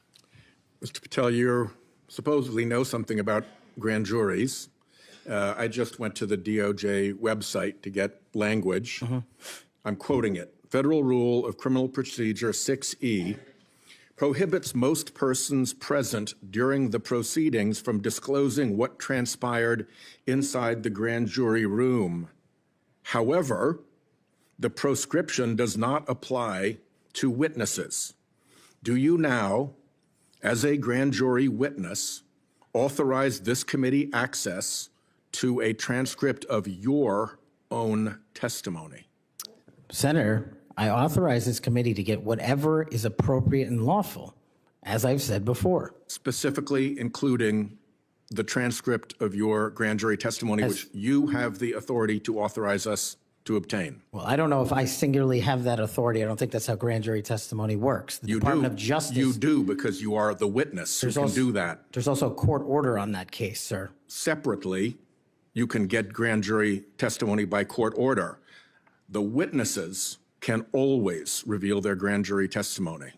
Do you authorize us to get access to your testimony? I authorize this committee to lawfully obtain any records that they are appropriately allowed to get. And we are only, you're speaking in circles now, because we're only lawfully authorized to get that with your permission as the witness. Do you give us that permission? Senator, I'm not an expert on this constitutional standard, and so I can't commit to something It's not that expert. I don't know. It's like super simple. Grand jury rule 6E doesn't apply to witnesses. This is not hard. You are a witness. That is a simple fact. I'm just you can relying on my authorize us time to see it. as a prosecutor, where grand jury witnesses were not allowed to share what they were testifying to. And when I was commissioned Grand before jury the judge, witnesses are allowed to speak about what they were told about what they said in the grand jury, unless they're under a specific court order. Are you under a specific court order not to reveal your testimony in the grand jury? Senator, I can't go into court orders granted by the D.C. District Chief Judge. If they apply to you, of course you can. You want me to violate a court order? You're saying that there's a secret court order in which you can't tell whether you're subject to a court order or not? I'm telling you that if you find the applicable court order and it permits this request. I don't need a court order if you give authorization. I'm not the one that has the authority to do that. Yes, you are, as a witness. You're just wrong on that. Second, the FBI has records related to the criminal investigations of Donald Trump. Will you protect those records in a manner consistent with ordinary FBI document preservation practices as head of the FBI? All records will. No destruction of documents to please Trump? No, I think he put forth a memo saying all records must be preserved. Good. Are you done? Time's up. Senator Kennedy. Thank you, Mr. Chairman. Mr. Patel, did you listen to what my colleague, Senator Welsh, had to say about politicizing the FBI and the Department of Justice? I did, sir. I did too. I always listen when Senator Welch speaks. And he's right. But here's where we find ourselves today, and you can put an end to this. For better or worse, either in reality or perception, in modern times, the FBI has been politicized. Or at least there's an appearance. It started with Mr. James Comey. He publicly investigated the political nominee of both major parties. Guinness Book of World Records. He publicly investigated both Donald Trump and Hillary Clinton. Held a press conference. Hurt that agency more than I will ever know. I wouldn't put Mr. Comey in charge of a ham sandwich. And so did Peter Strzok. And so did Lisa Page. And so did Michael Sussman. And the person who gave him, a Hillary Clinton lawyer, a pass to roam around the Department of Justice and the FBI at will. And so did the prosecutors who tried to slip by a 2 misdemeanor plea deal for the president's son. And it hurts me to say this, but so did Attorney General Garland. For the first time in the history of ever, the Attorney General Garland chose to prosecute a former president of the United States. And this part is really special. He did it after the former president of the United States announced that he would be a candidate against his, Attorney General Garland's, boss. Forget the merits. We can argue those all day long. You understand the perception? It's got to end now. The seal has been broken. We've got to stop it now. Don't go over there and burn down that agency. You go over there and lift it up. Clean it out, but lift it up in accordance with due process and the rule of law. Because Senator Welch is right. This has got to end now. Senator Coons. Thank you, Chairman Grassley. Mr. Patel, our agencies, in particular the FBI and DOJ, critically rely on inspectors general and general counsels for advice. As Chair Grassley and many of us have long recognized, federal agencies rely on the independent oversight of inspectors general, and agencies depend on the legal advice of offices of general counsel. And as you've testified today, it's your intention to lead the FBI within the boundaries of law and the Constitution. Last week, President Trump fired more than a dozen inspectors general and provided no notice to Congress. We passed a law in 2022 requiring the president to provide Congress with a substantive rationale, including detailed and case-specific reasons, 30 days before the removal of any IG. How many days has President Trump been in office?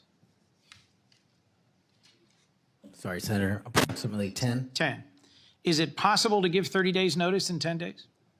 I'm not great at math, but it doesn't sound like it. It doesn't. You're an attorney. Did Trump facially violate this law in terms of the timing of the firing of the inspectors general?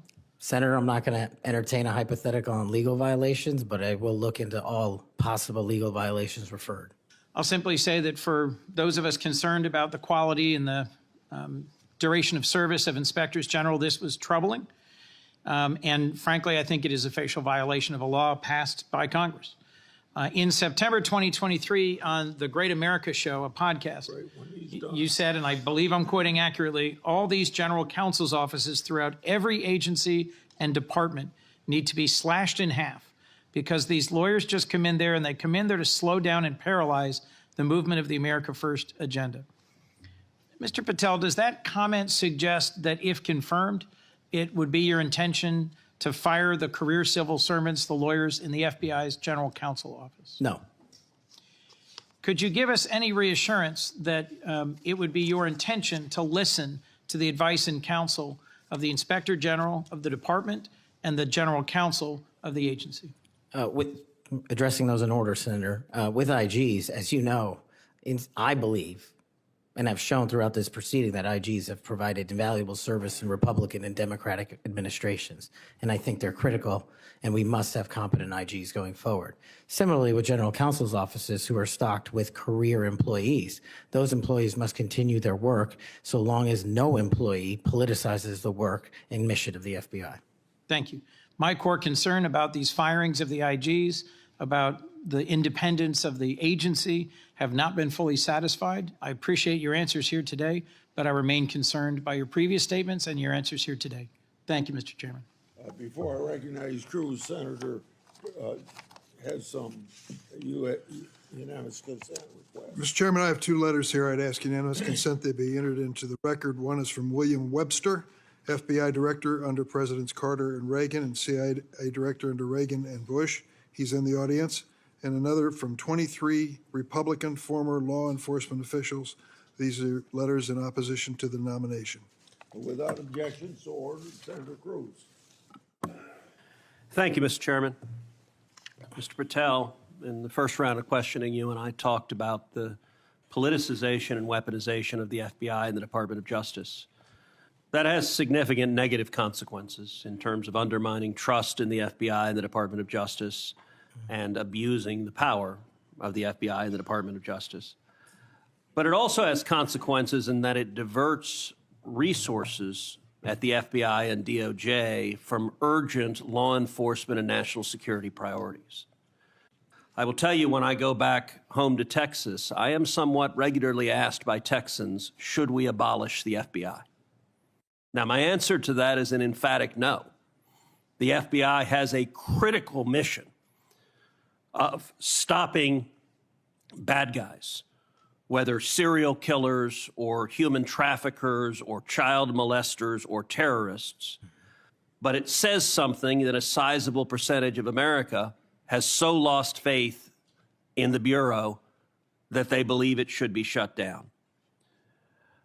I think allowing the FBI to be politicized has resulted in far too little attention being placed on very serious national security risks that we face right now, including for the last 4 years. As a result of the open borders that we've had, over 12 million illegal immigrants have come into this country. And I believe as a consequence of that, we face a greater risk today of a major terrorist attack than we have at any time since September 11th, 2001. You have well over a decade of experience in national security and law enforcement. In your judgment, do you agree with me as to the magnitude of the threat we face right now of a potential terrorist attack? It's as high as I've ever seen it, Senator. And describe to this committee what the FBI should be doing to prevent future terrorist attacks. Working hand in glove with our intelligence community and obtaining information that directly relates to the FBI's criminal mandate on an intelligence basis, and thwarting and prosecuting and stopping any terrorist attacks here and any homegrown activities abroad that are directed at the United States of America, along with countermanding the CCP espionage rings in this country, which dovetail with the foreign terrorist organization activity. Does it concern you that Customs and Border Patrol in the previous administration instructed Border Patrol agents in particular to be on the lookout for Hamas or Hezbollah or Palestinian Islamic Jihad terrorists crossing our southern border. Does that concern you as a risk to Americans across the country? That, along with the fact that the prior Homeland Secretary and the prior FBI director testified to Congress that there are dozens of known foreign terrorist affiliates in the United States of America, and they don't know where they are. And it will be your priority to stop them. Is that correct? Absolutely. Thank you. Senator Blumenthal. Thanks, Mr. Chairman. I'm going to ask you some easy questions. Okay. I take it from what you have said to a couple of my colleagues that while we may disagree on the meaning of Rule 6E as to getting the transcript, you would not object to this committee seeking access to that transcript. No. And you're aware that Rule 6E permits you to talk about your own testimony. Will you testify to this committee, let's say in a classified setting, as to what you said to the grand jury? Senator, I'm here to testify to this committee about everything I'm allowed to, and You're allowed under Rule 6E to tell us what you said to the grand jury. This is kind of the first day that an assistant U.S. attorney goes to the first grand jury and is asked by a witness, can I talk about what I told you? And the answer is yes, you know. Senator, I will consult with counsel and provide the appropriate answer. Let me just say right to the point, Mr. Patel. What are you hiding? Why won't you tell us? You testified under a grant of immunity after taking the Fifth Amendment, as you're privileged to do, and the appearance here is that you have something to hide. I submit to my colleagues on the committee, we need to know what the grand jury testimony is. We need access to that second volume. And you have no objection to our seeking it, but you won't tell us, even in a classified confidential setting. I think that position is disqualifying. That was days of testimony years ago. I don't have the ability to recollect Well, you can that. refresh your recollection with access The to the transcript. Let me ask you another topic. And I really regret that you won't cooperate with us on the grand jury testimony. Would you object to the firing of the Department of Justice Inspector General Michael Horowitz? Would I object to it? That's the providence for the Attorney General to make. It's not something I would participate in. But you know of his work. It's been bipartisan, very thorough, competent, objective, impartial. He has been critical in Republican and Democratic administration. Won't you object to his firing? I think he's done a great job, but it's not up to me to decide who stays and goes at the Department of Justice. But I'm not asking you to make the decision. I'm asking you whether you will take a stand, speak up, stand up in favor of a watchdog who has helped preserve the integrity of the Department of Justice and aligned himself against waste and fraud and abuse. If the Attorney General asked me, yes, for my opinion. Volunteered. Thank you, Mr. Chairman. Thank you, Mr. Chairman. Mr. Patel, I want to continue on a brief topic I mentioned earlier and one that we discussed in my office when you came to visit in December, and that is Redstone Arsenal and the FBI assets and the men and women that will report to you when confirmed that are there in Huntsville, Alabama. So I really want you to come and visit with me. The state-of-the-art facilities that we have there are pretty incredible. I mean, when you look across the board, we have the ballistics research facility, the hazardous device school, we have TDAC, which is the terrorist explosive device analytics center, and last but not least, obviously, what is sometimes referred to as Headquarters South. We have the sprawling north and south campus of the FBI. Look, there has been over $4 billion invested there. It is truly remarkable that the training that is going on there. They are delivering to missions when it comes to emerging technologies, investigating lead generation, security, and contracts personnel and human resources, just to name a few. Unfortunately, I don't have enough time in my 3 minutes to dive into all of the incredible work that's doing there, but just want to reiterate that the workforce occupying these facilities, they were moved from DC to Huntsville. They are working diligently each and every day to make sure that men and women in uniform are the best trained, equipped, and ready that there is. And I would love a commitment from you just to come with me to visit those facilities, see what those men and women are doing, what they're learning, and all of the training that's right there at their fingertips. Senator, you have that commitment, and this is a great example, real quick, of the FBI's capabilities and infrastructure systems around the country that already exist to the tune of billions. Billions. And not only is it, I believe, a 38,000-acre sprawling campus, this Congress billeted 2,500 seats, but 4,000 seats still remain open. So let's go to work. I'll come to Alabama and let's fill those seats. Absolutely. I love it. I love to hear that. And another thing, too, obviously, as we've looked over the last couple of years, I'll put on my appropriator hat. The budget, obviously, for the FBI has been decreased. Obviously, you're going to help us return America's trust in the FBI. But as we look at that and we try to make those numbers work, I just want on your radar, I want you to be thoughtful about this. You know, it's easy to say, let's cut training. That's an easy thing to cut first. I think that that's the worst thing that we can do. We want to make sure that our men and women are ready, that they're ready to find leads that lead to child trafficking rings and other things. And you've talked about the rapes, the fentanyl overdoses, the murders.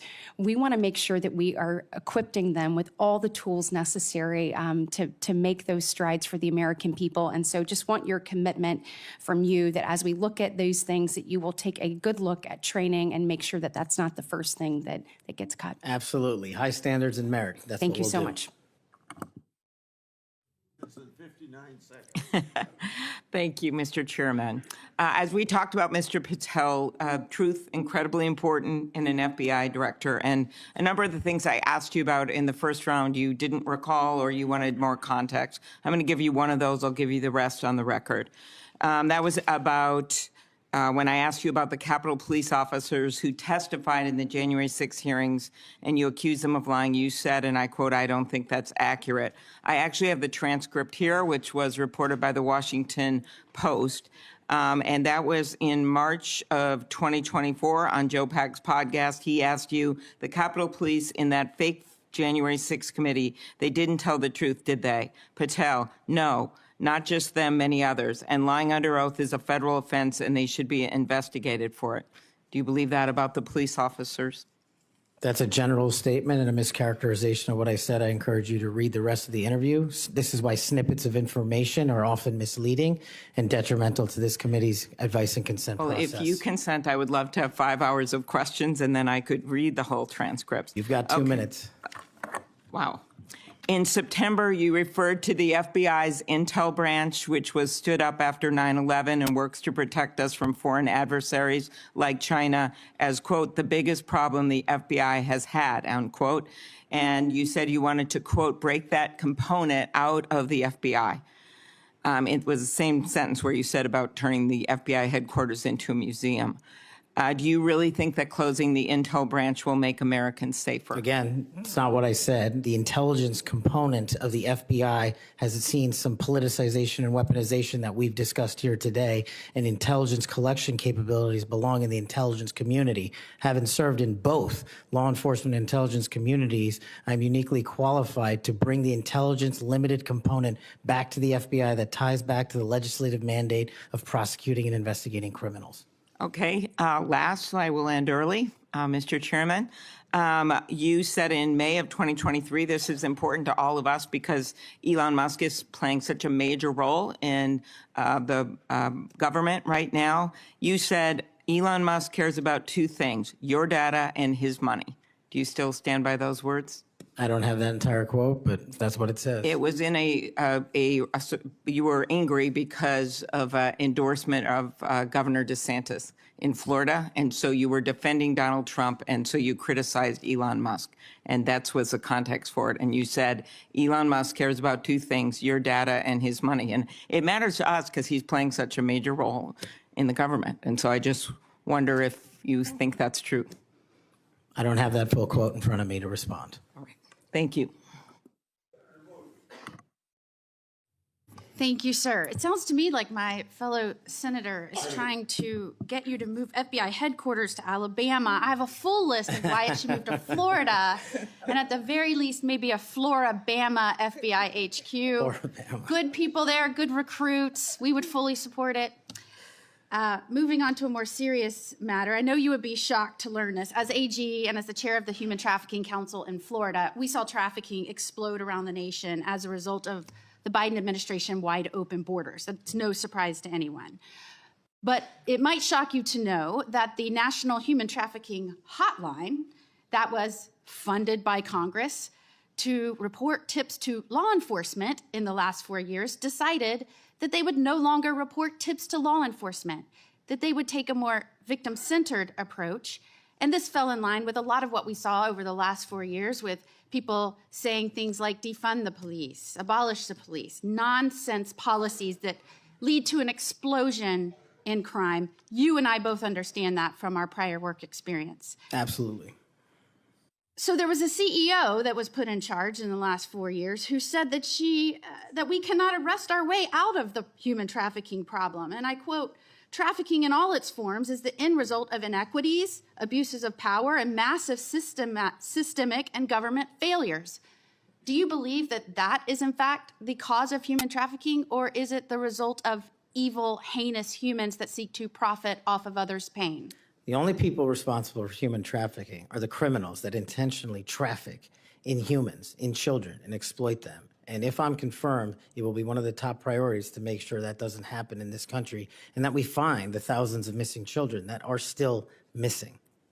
I, along with many of the other attorneys general in this nation in a bipartisan fashion, not only demanded that they begin reporting tips to law enforcement so that they could follow up and go after the traffickers so that they didn't continue to victimize others, but we also came to Congress and tried to get funding pulled, or at least a mandate that they do what they were created to do, and that is to report tips to law enforcement. Do I have your word moving forward as someone who understands the necessity to go after traffickers, to not only identify and rescue victims, but to ensure there aren't other victims? Do I have your word you'll work with me to come to Congress to make sure that that happens so that that can never happen again? You do, Senator. I'm proud to say in Florida, we were able, when we didn't get that result here in Congress, we started our own hotline. It's one of the first in the nation. And no surprise, we immediately rescued 10 victims of human trafficking that were being held by force in massage parlors. Reporting to law enforcement works. It allows us to rescue and save lives. And I know you will bring that mission focus back to the FBI. Thank you, Senator. I will. Thank you, Mr. Chairman. Mr. Chairman, I want to touch on something that's been on my mind lately, and I will tie it back to this hearing. We have seen a wholesale attack and assault in the past 2 weeks by President Trump on the value of diversity. Through his executive orders, he is seeking to dismantle over 60 years of work to promote equal opportunity in the federal government. His pronouncements have gotten so bad that apparently the Defense Intelligence Agency issued a memo 2 days ago that it would no longer commemorate Martin Luther King Day, Women's History Month, Holocaust Day of Remembrance, or Asian American Pacific Islander Heritage Month, and so on. Why is there such a fear of people who are different? In Hawaii, we celebrate diversity and know that it gives us strength. It is part of what makes Hawaii and America great. Mr. Patel, earlier you shared some deplorable racist rhetoric that had been used against you. As someone who has also been the recipient of this sort of hateful language, I am deeply sympathetic. I also note, Mr. Patel, that in the past, you have recognized the value of diversity. Back when you were in law school, you signed on to an amicus brief in the Grither case, supporting consideration of race in law school admissions. I hope that joining the Trump administration will not cause you to change your views on the value of diversity. Reflecting on this hearing, it is sad that we are considering Mr. Patel's nomination despite his gross inadequacy to do the job of FBI director fairly and objectively. Yet there is no question that much pressure has been brought to bear on my Republican colleagues to support this nomination. For example, a man named Mike Davis has been threatening my Republican colleagues. He said that this vote was a red line, that if Senate Republicans don't vote to confirm Mr. Patel, his organization, a group called the Article 3 Project, would make their lives a living hell. I certainly hope that all of us will base our vote on your nomination on the best interest, who can work in the best interest of our country, and not based on this sort of pressure. Thank you, Mr. Chairman.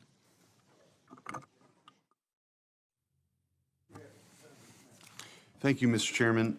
I want to give you a chance to respond to this because I think my colleagues are misstating the law here. You can't authorize the release of your grand jury testimony. Only a court can do that. Is that right? That's been my understanding. Yeah, and you, I think you've stated that the best reflection and the most accurate version of your testimony is the transcript in the grand jury testimony. That you're fine to be released, but the court has to go do that, right? Yes, sir. Yeah, okay. And it lasted like 3 or 4 days, is that what you were saying? Yes. Yeah.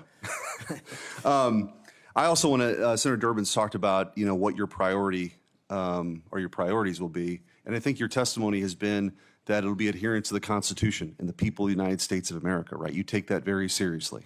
That's it. That's the only thing that matters. Could you talk about maybe some other priorities? We talked initially in my first round about getting the FBI back to its core mission, which is to fight crime and not, sort of try to do the things that it's been doing the last 4 years. Talk about how you might bring that together. So, Senator, I appreciate the question. It's something I wanted to address maybe 6 hours ago, so I appreciate the opportunity to do it now. Whether we prioritize going after violent crime and national security, we cannot defend against either of those successfully unless we go after the underlying criminal nexus there. And whether it's human trafficking, whether it's terrorism, whether it's opioids, and whether it's just outright gang violence, the intersection there is narco trafficking. It is the underlying underbelly, the evil, illegal underbelly of all those operations. And we have not prioritized, in my opinion, as a law enforcement agency, the collective power we can rain down on criminal narco trafficking networks. And ideally, if I'm confirmed, Senator, I would like to work with Attorney General Pam Bondi, if she can be confirmed, to set up regional drug interdiction task force where our local sheriff's offices, our local PDs, and our local precincts are folded in with the FBI on an information and authority sharing basis to take down the criminal networks. And the advice and consent process has been extremely informative to me. I do not know your jurisdictions as well as you all ever will. That's what makes this so critically important educational. I did not know that Memphis was the homicide capital of America per capita. I did not know that there was a corridor in Ohio that speaks to the human trafficking volume more so than any intersection in the country. That is what I will rely on your expertise across the aisle to fold in those resources and target those criminal active hotbeds. And I believe if we are successful in actually crippling the narco trafficking networks, we will see a decrease monumental in violent crime and at the same time protecting Americans' national security. And maybe, just maybe, where you have a third of the personnel for the FBI here in Washington, D.C., maybe, just maybe, one of the reforms is to get more of those folks out into those areas across the country to go do that, right? That's what you're talking about. I think so, sir. Thank you. Thank you, Mr. Chairman. Mr. Patel, do you know any of these 5 individuals? Erica Knight, Tom Ferguson, Greg Mentzer, Steve Reese, or Carlos Fernandez? Yes, Senator. Who are they? People I've worked with in the past at some point. I'm told that those are the people that will be additional political appointees to help run the FBI. Is that correct? That's news to me, Senator. Under the history of the Federal Bureau of Investigation since the reforms in the early 1970s, there's only been one political appointee. I'm told that these will be additional political appointees, 5 extra political appointees. Do you know if Reese or Fernandez are affiliated with SpaceX or Elon Musk? I don't. I'm told that they are affiliated with SpaceX and Elon Musk, and that he had influence in who will be placed around you as political appointees. Mr. Patel, did you see the President of the United States declassify the documents that were found at Mar-a-Lago? I witnessed the President of the United States issue a declassification order for documents. That did not answer my question. Did you or did you not see the President of the United States declassify the documents that he was holding, the classified documents that were at Mar-a-Lago? And did you? I don't know the answer to that question because I don't know what was fully found because the Justice Department hasn't made that public. You claim publicly that you saw President Trump declassify documents. Is that correct? That's correct, Senator. So you did indeed see President Trump declassify the documents that were found at Mar-a-Lago that he refused to turn over. Is that correct? No, what I said, Senator, was I heard and witnessed the President issue a declassification order for a number of documents. For the documents specifically that were at Mar-a-Lago? When he issued that order, there was documents. I don't know what was found and what was not found at Mar-a-Lago. I wasn't there. So this is the issue. The question is will you lie for the President of the United States? Would you lie for Donald Trump? No. I hear you saying no, but the best way to clarify that would be to testify as you are allowed by law upon what you said to the grand jury. Because that grand jury, as you just said to my colleague, 2 or 3 days of it was about this specific issue. And so as my time ends, Mr. Chairman, it would be utterly irresponsible for this committee to move forward with his nomination unless we know factually, which can be proven by looking at the documents that he's refusing to testify towards.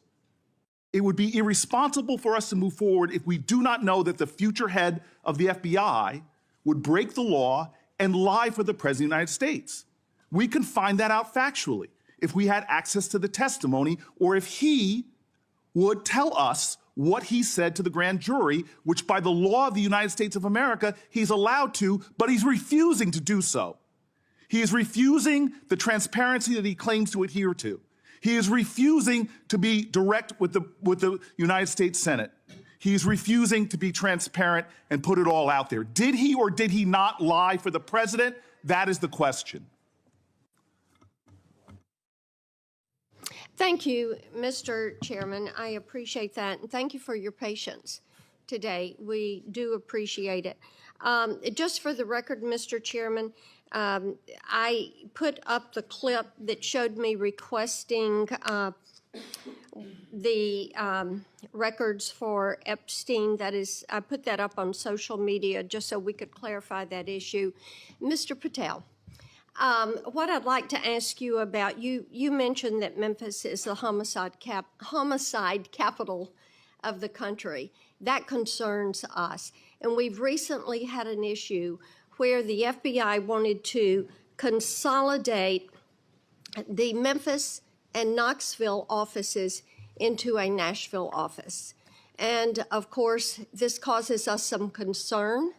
And I would like to get your commitment that you will make certain that we have every resource we need in Memphis to deal with this issue, and that the FBI will be appropriately resourced in the state of Tennessee. You absolutely will, Senator. Thank you so much for that. And then we've had some talk today about DEI, and we've talked about this in this committee, and the emphasis the FBI put on DEI and things like counting Swifty bracelets and things of that nature, and not on investigations. And what we want to make certain is that we have qualified individuals who are going to stick to that core mission. And you have talked about that mission today, and thank you for being able to recite what it is. We appreciate that. And I want you to just talk a little bit about those first few actions that you can take to build back the recruiting and the training in order to accomplish that mission? Absolutely, Senator.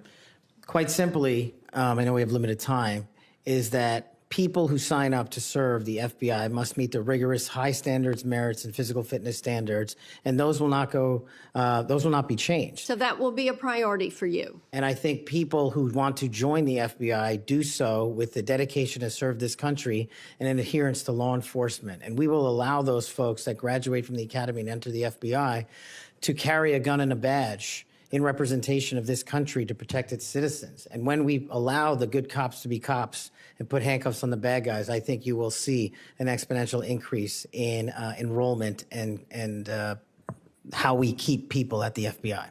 And that is a day one item for you. Yes, ma'am. Thank you. Thank you, Mr. Chair. Mr. Patel, do you believe that background checks for firearm purchases are constitutional? I don't know the in-depths of it, but I think that's what the Supreme Court has said, Senator. So the word would be YES, yes. Can you say yes, are background checks constitutional? I can say whatever the Constitution and the Supreme Court ruled is the rule of the land. And what is the law of the land at the moment?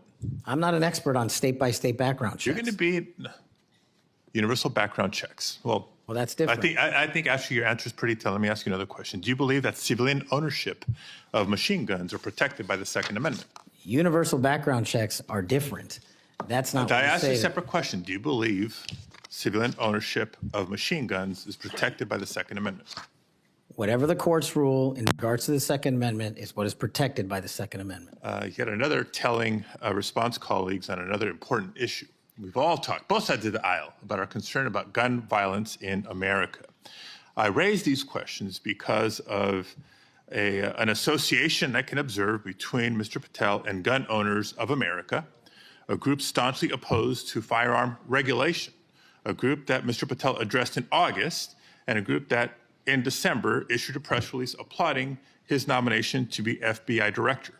Gun Owners of America has taken extreme positions, including the position that all background checks are unconstitutional and that civilian ownership of machine guns is protected under the Second Amendment.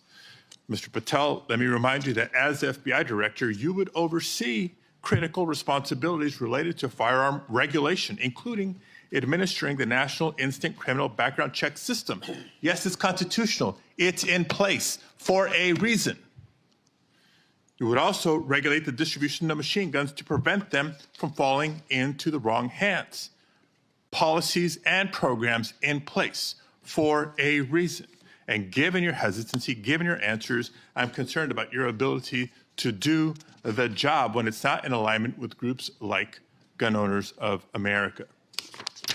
Colleagues, we've been hearing a lot of partial responses and lack of recollections throughout the day, and I can't help but identify the pattern of Mr. Patel calling FBI leadership corrupt, labeling agents as gangsters, accusing them of being part of a criminal deep state conspiracy. We've heard of his experience with the J6 prison choir, a group of individuals convicted for their roles in the January 6th insurrection. We've heard his false claims that the U.S. had secured airspace permissions during a high-stakes SEAL team hostage rescue mission in Nigeria. I can go on and on. These positions are inconsistent with the role of FBI director, a position that demands independence, professionalism, and unwavering commitment to the rule of law. Mr. Patel, your loyalty to President Trump and the MAGA movement may score you points in some quarters, but they are certainly not the qualities necessary to serve as director of the FBI. And Mr. Chair, just in closing, I understand while I was out of the room earlier that Senator Tillis raised my name and attributed to a quote, bent the knee as part of my questioning earlier to me.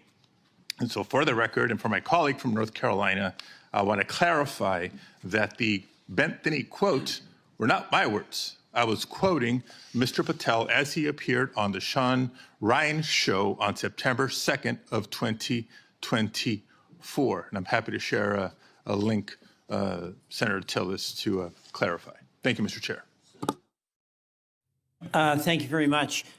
I don't want to belabor this, but it certainly would be of benefit to us if that grand jury testimony could be released. But my understanding is the Senator Whitehouse testimony point that you don't need you as a witness could reveal what you said. And I'm just suggesting you might give that some further thought.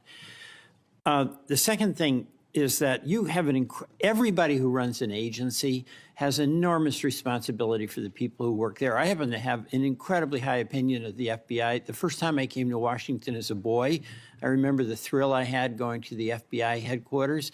I thought it was a big deal that my senator then got me special tickets to go, and I've always admired them. There's a lot of apprehension there, and it's not just on this question of weaponization. There's a lot of disruption in a new administration. And if you've seen, the president announced an impoundment in effect. It's been rescinded by the courts. But we've received calls from folks in various agencies who we've worked with or seen over the years, and there's just an immense amount of insecurity. Do I have my job? Don't I have my job? And frankly, I think this is my point to the president. Chaos is one thing, but cruelty is another. And having people be really uncertain about do they have a job today or not and leaving them in limbo, I don't think is a good thing for morale. And I don't care whether it's a Democratic or Republican president. I'm just looking to you to assure me that the tradition that we've had anchored in the FBI since 1972, when it was politicized. I mean, J. Edgar Hoover went after Martin Luther King in a disgusting and despicable way. He went after some John Birch Society folks for their political beliefs in a disgusting and horrible way. And we have no political appointees over there. So it's going to be up to you to, I think, strengthen that tradition. And we heard about the political appointees who are over there now, or I guess they're not officially appointees, but they've been sent by the administration. You didn't know about it. But one of them is from SpaceX. And, you know, Elon Musk, he's a rich guy, but he has no authority other than what's delegated by the president, but he has no official authority. And why is it, you can't answer this, but do you want somebody like Elon Musk peering over your shoulder, telling you what to do about personnel? No, the FBI must be independent. Go kick him out. I mean, I'm with you on that. He has no basis. He has no reason to be there. There's some former FBI people. You'll pick the people that you want to listen to. You'll have to make the decisions. You'll be accountable to this committee. But no on Elon Musk. He's just a political crony who knows nothing about law enforcement. So thank you for that assurance. Thank you, Mr. Chairman. Mr. Patel, when Mr. Booker was asking you questions in his first round, you said, Senator, the grand jury testimony is available to you. I encourage you to make it public. You also later said, or previously to Mr. Booker said, get my grand jury testimony. I asked the Department of Justice to make it public. I asked the Department of Justice to make it public. Do you stand by that testimony? If that's what I said. So you asked the Justice Department to make your grand jury testimony public? At the time of my appearance in the grand jury. Yeah. And who did you ask to do that? The lawyers. Mr. Chairman, since the witness has said that he encourages this testimony to be public, that he in fact asked the Justice Department to make it public, I would ask you, Mr. Chairman, if you and the ranking member would be willing to write to the court acknowledging the witness has asked for this to be public, supporting it being made public. I can't imagine there's a court in the land that would say no to a bipartisan request like that. I won't tell you. Let me say something. I'm not going to take this out of your time.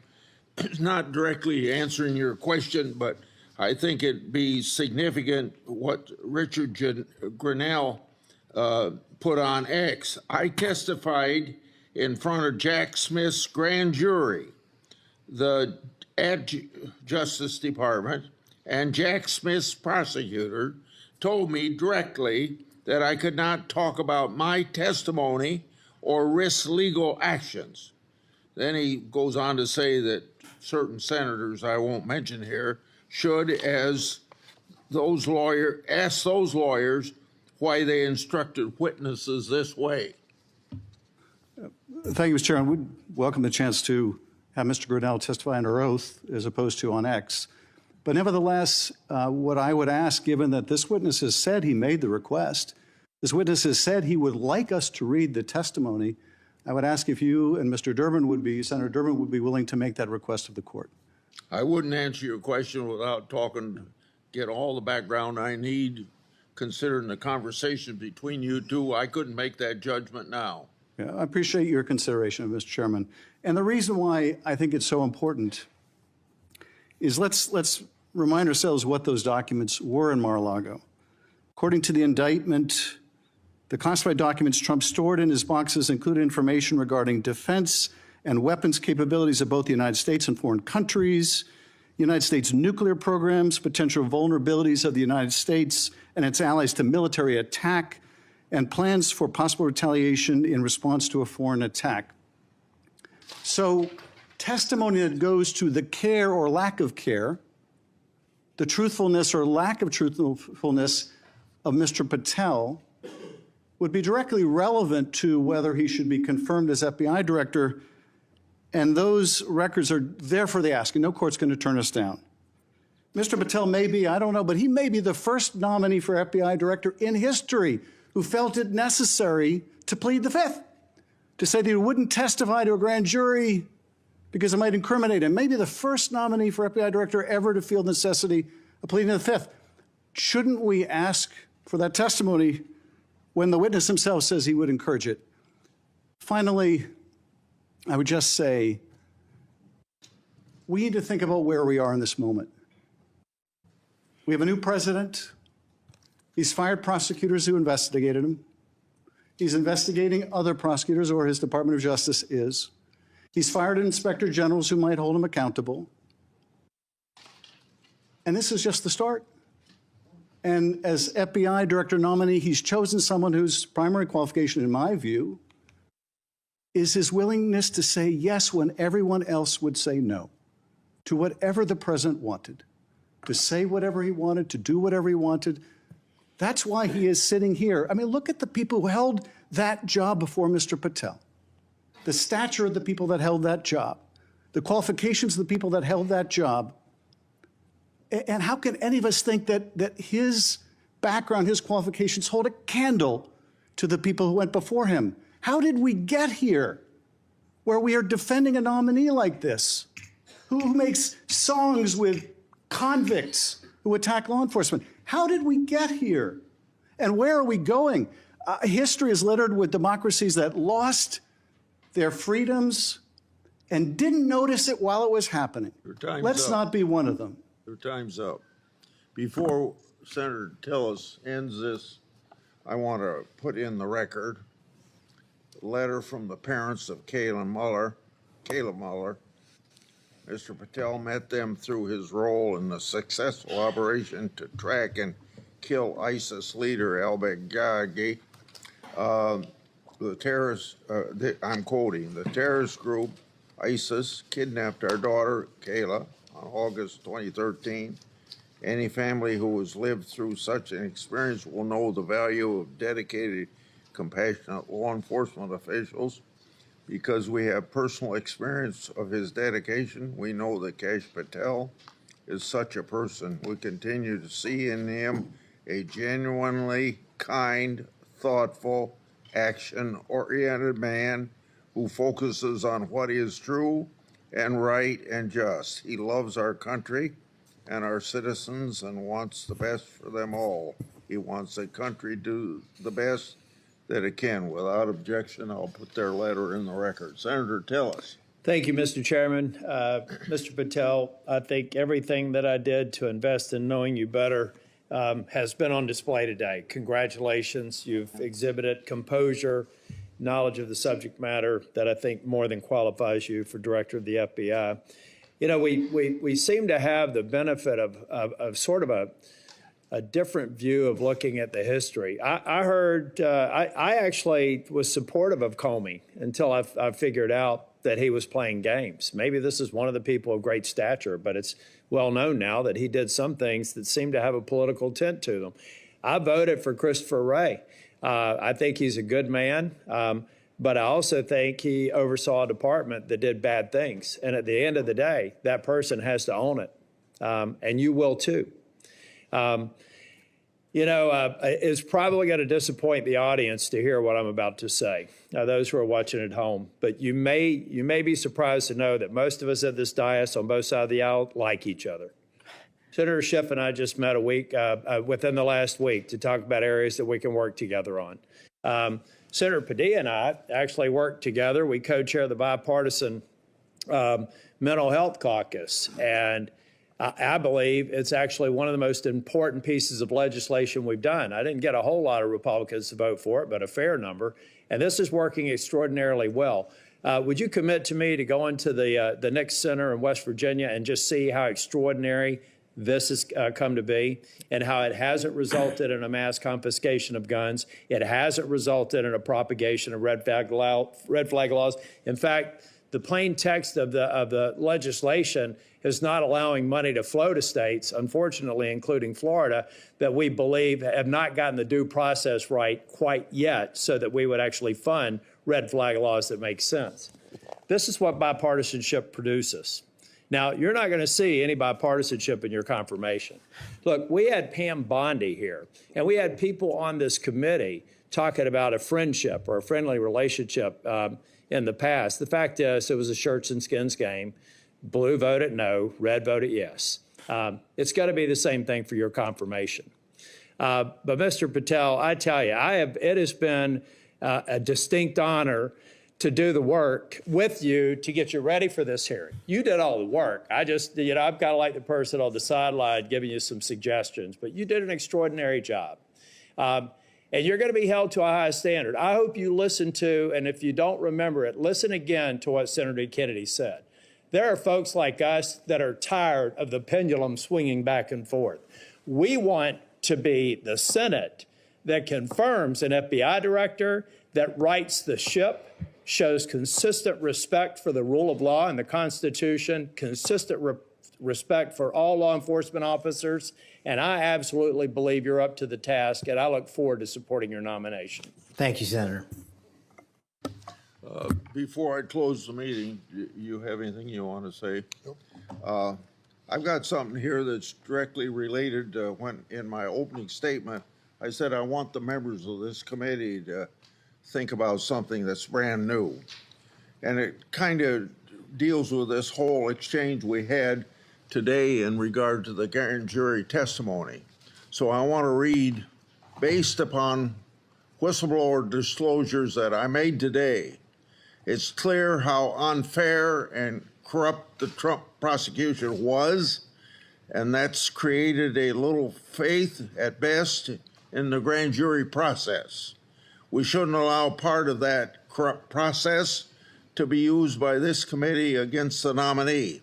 An example, one document I made public today, DOJ officials literally concurred with Thibault to open the elector case against Trump, and that included a grand jury investigation. Jack Smith's lawfare efforts and its corrupt process should be what this committee investigates. Mr. Patel, thank you for your testimony today. Your family and friends who are here, I think you got to be very proud of him under these tough conditions, because he got tough questions. I think you did very well, and your reputation leading up to and during this hearing, I think, proves that you're a person that can stand a lot of heat, including a president that's telling you how to do your job. If confirmed, you'll be in charge of one of the world's best law enforcement agencies at the time when it desperately needs strong changes. Everyone's information for everyone's information, written questions can be submitted for the record until 5 p.m. tomorrow. Mr. Patel, when you receive them, it's very important you get back to us just as fast as you can so we can set up the meetings that we have to go through to get you to the floor of the Senate. So return them to the committee as soon as possible. Mr. Patel, you are excused and the hearing is adjourned. Thank you, Mr. Chairman. Limits so that we can proceed efficiently. And I thank each of the members of this committee because when we had Attorney General nominee Bondi here, everybody stayed within their time. I expect Mr. Patel to be treated fairly by my colleagues. We're here today to consider the nomination of Kash Patel to serve as director of the FBI. You're nominated, Mr. Patel, to one of the most important offices in our government. And to get here this far along in the process of your nomination, you gave us much information.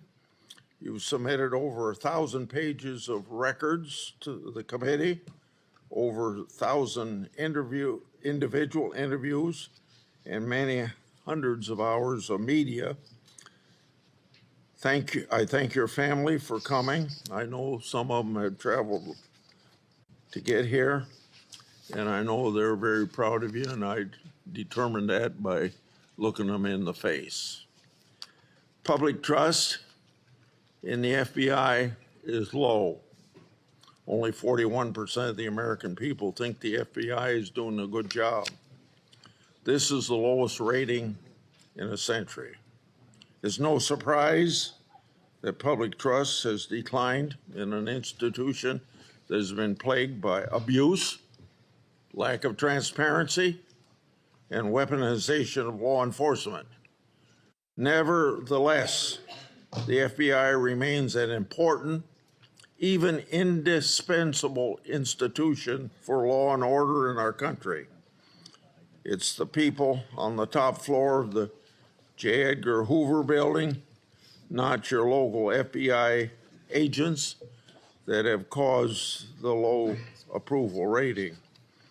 Mr. Patel, I know you know this, but it's your job to restore the public trust and return the FBI to its core mission of fighting crime.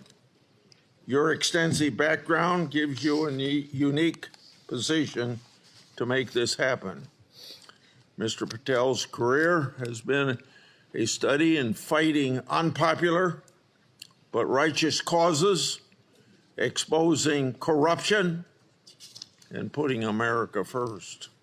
For almost a decade, Mr. Patel served as a public defender, defending the constitutional rights of some of the least popular people in this country. After serving as a public defender, Mr. Patel joined the Department of Justice under President Obama as a counterterrorism prosecutor in the National Security Division. In this role, he investigated and he prosecuted many important cases, including the World Cup bombing in Uganda in 2010, for which he received an award of excellence. In 2017, Representative Devin Nunes asked Mr. Patel to join the House Permanent Select Committee on Intelligence to uncover the truth about Russiagate. And Mr. Patel did uncover the truth.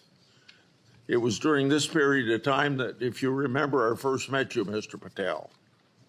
Through tireless works, Mr. Patel showed that Crossfire Hurricane was based upon fraudulent, discredited information paid for by the Democratic National Committee and the Clinton campaign. As reward for his efforts to uncover the truth, mainstream media, can you believe this, personally attacked Mr. Patel, and the FBI secretly subpoenaed his records. Now, I know what that is because my staff received similar treating during my investigation.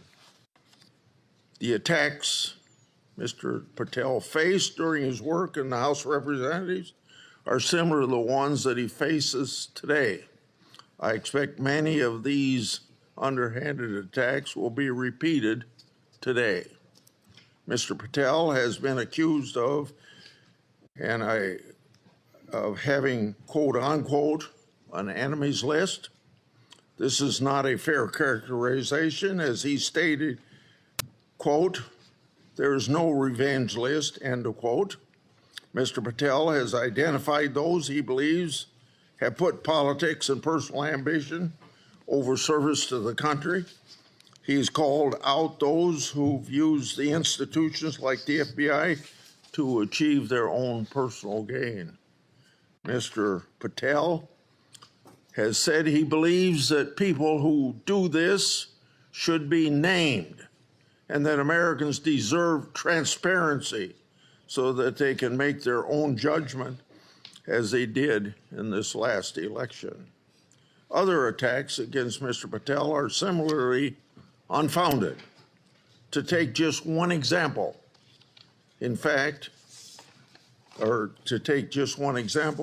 he's been accused of jeopardizing hostage rescues. In fact, those allegations have been repeatedly shown to be false smears. As numerous national security officials have said publicly and on the record, Mr. Patel played a critical role in returning Americans safely home and has done so through hard work and personal cost to him. Mr. Patel has been accused of being unqualified to be FBI director. This suggestion ignores his impressive career at the highest levels of government service. After exposing Russiagate scandal in the Congress, Mr. Patel served in roles such as Senior Director, Counterterrorism at the National Security Council, Deputy Director of National Intelligence, and Chief of Staff to the Acting Secretary of Defense. Mr. Patel managed large intelligence and defense bureaucracies, identified and countered national security threats, prosecuted and defended criminals. He's done this while fighting for transparency and accountability in the government. Mr. Patel has precisely the qualifications we need at this time when the FBI is not being respected by our public. Mr. Patel, should you be confirmed, you'll take charge of an FBI that is in crisis. Recently, my oversight exposed that a special agent in charge of the FBI New Orleans field office was on vacation during New Year's Eve and New Year's Day. Of course, that was also included the Sugar Bowl. Senior personnel should be at their posts, not on vacation, during critical security events. And we all remember what happened at that time in New Orleans. But of course, this FBI agent would find it acceptable to do what he did. In August 2022, an FBI oversight hearing of this committee, Director Wray decided to leave early. I asked him to stay just 1 hour and 20 minutes longer, but he already made up his mind that he was going to leave. Later, under questioning in November of that year by Senator Hawley, Director Wray admitted that he left this committee hearing early so that he could go on vacation. These two incidents, among others, are examples of the blatant disrespect that the FBI leadership has shown to this committee and indirectly to the American people. In November 22, I released internal FBI records that my office received pursuant to lawful whistleblower disclosures. Those records provided data about how hundreds of FBI employees who had retired or resigned to avoid discipline. Many of those employees engaged in sexual misconduct in the workplace. Those records also showed lower level FBI employees were punished. Lower level employees of the FBI were punished more harshly than senior level employees. No, fairness was out the window. Over 1 year later, with no response from the FBI, I asked Director Wray about this at a December 5, 23 hearing before this committee. He publicly pledged to get me the data I requested November, a year before. He and his deputy director never followed through. I also questioned Director Wray about improperly classified information relating to Afghan evacuees placed in our country. At that time, approximately 50 evacuees were already deemed potential national security concerns. So what's the number now? The public has a right to know. I've also raised concerns about whistleblower disclosure, saying that the FBI moved agents from child sex abuse cases to those January 6 cases. The FBI under Director Wray never got his priorities straight. With respect to weaponization, I'd like to turn to a letter I wrote July 20 of 2022. That letter noted that Assistant Special Agent in charge, Thibault, was a key official involved in opening the elector case that became the Jack Smith lawfare operation. That's not supposed to happen. An official at Thibault's rank and position isn't supposed to open cases. That's the job of special agents. For those who don't remember, Thibault was the anti-Trump agent that violated the Hatch Act for his political conduct in office. My letter also noted that Richard Pilger, who ran the Justice Department's election crime branch, was involved in the approval. Now I'd like to call the committee's attention to something I'm going to share with you, information about the FBI's that's never been made public before. Do you have those? Oh, yeah, I'm sorry. In my hand are a series of FBI emails. The first is an email that Thibault sent to subordinate agent on February the 14th, 2022. He said, quote, "Here's a draft opening language we discussed," end quote. The draft opening was attached and it included material that would later become part of Jack Smith's elector case.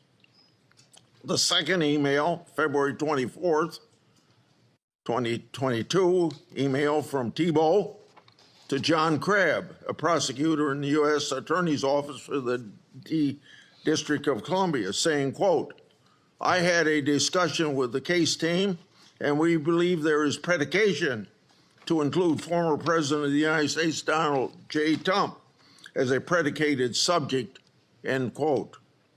This FBI case would later be codenamed Arctic Frost. The third email, February 24th, 2022, email from Thibault to John Crabb, noting that the Attorney General and the FBI approval will be sought to open the case. The fourth email, February 25th, 2022, email from Thibault's subordinate agent saying they added Trump and others as a criminal subject to the case. Thibault responded, quote unquote, "perfect," The fifth email, March 22, 2022, from Tebow, emailing a version of an investigative opening for approval. This didn't include President Trump. I want to make clear, that one didn't include President Trump as a criminal subject. The sixth email is an April 11th, 2022, from Tebow approving the opening of Arctic frost. The seventh email is an April 13th, 2022 email from FBI agent to Tebow stating that the FBI deputy director approved its opening. The eighth email on the same date had Tebow emailing John Crabb that the elector case was approved. Crabb responded, quote, "Thanks a lot. Let's talk next week," end quote. Between March 22nd and April 13th, other versions of the document opening the investigation existed because a ninth email shows that the FBI General Counsel Office made edits on March 25th. Was Trump still removed as an investigative subject? If so, which Justice Department FBI officials other than Jack Smith later added him for prosecution? I expect the production of all records on this matter to better understand the full fact pattern and whether other records exist. Notably, approval of these documents was also given by Richard Pilger. This committee has written about Pilger undermining the Justice Department's efforts during the 2020 election for partisan purposes. These emails and documents substantiate my July 2022 letter, which the FBI ignored. And I hope you, when you get there, won't ignore my letters. Partisan FBI agents and DOJ officials tried and ultimately succeeded in launching a full field criminal investigation and prosecution of the President of the United States. Justice Department and FBI leadership acted in concert to further a political scheme to take down Trump, just like they did with Crossfire Hurricane. They have yet to learn a lesson, and I hope you'll learn that lesson for them or teach that lesson. And their conduct, yet again, seriously eroded integrity of this once storied institution. As I've said before, if a politically charged investigation is to be open, it must be done the right way. And that didn't happen here. Mr. Patel, in my time, I've never seen our law enforcement intelligence community institutions so badly infected with political decision-making. And I say intelligence community because you know what happened when 55 people, former or present intelligence agencies, signed a letter in 2020 that the laptop was a Russian hoax, as an example. So all of this is these institutions breaking faith with we the people. Mr. Patel, you must be fair, you must be consistent, but you must be aggressive. Your actions must be based on accountability, and transparency brings accountability. Should you do so, you'll have my support. And remember, either you're going to run your agency or the agency's going to run you. And the agency certainly ended up running Director Wray and probably people before him. Without objection, I'm going to put in this letter in the record, and this letter is sent to Director Wray December the 9th last year, calling for him and his deputies to step down, and it's titled, quote unquote, failures. Now I turn to Ranking Member Durbin. Thank you, Mr. Chairman. I appreciate your commitment to the Judiciary Committee's longstanding bipartisan practice of vetting presidential nominees. A little history. The FBI dates back to the start of the last century, 1908, when then Attorney General Charles Bonaparte organized a special agent force. J. Edgar Hoover became director of the FBI in 1924 and led the Bureau for 48 years until his death in 1972. He is credited with professionalizing the Bureau and developing its investigative ability. However, with little or no oversight, Hoover also used the Bureau's investigative powers improperly. He infamously directed the FBI to spy on Dr. Martin Luther King Jr., Thurgood Marshall, and other civil rights leaders of the day. In 1975, the United States Senate created Frank Church's committee, and they disclosed widespread abuses by the FBI and other U.S. intelligence agencies. The Church Committee concluded these agencies had engaged in illegal surveillance, and as a result, quote, groups and individuals have been assaulted, repressed, harassed, and disrupted because of their political views, social beliefs, and their lifestyles. And quote, the intelligence agencies have served the political and personal objectives of presidents and other high officials. The Hoover era of the FBI, the Watergate scandal, and the findings of the Church Committee highlighted the risk of political interference in FBI investigations and led to significant, important reform. In 1976, Congress passed a law that limits the FBI director to a single term of 10 years, which was intended to insulate that position from political influence. And critically, we made the FBI director's appointment subject to the advice and consent of the Senate. That's why we're here today. Since 1935, the motto of the FBI has been fidelity, bravery, integrity. These qualities represent the Bureau's core values and the high standards that are expected of all of its employees, including the director of the FBI.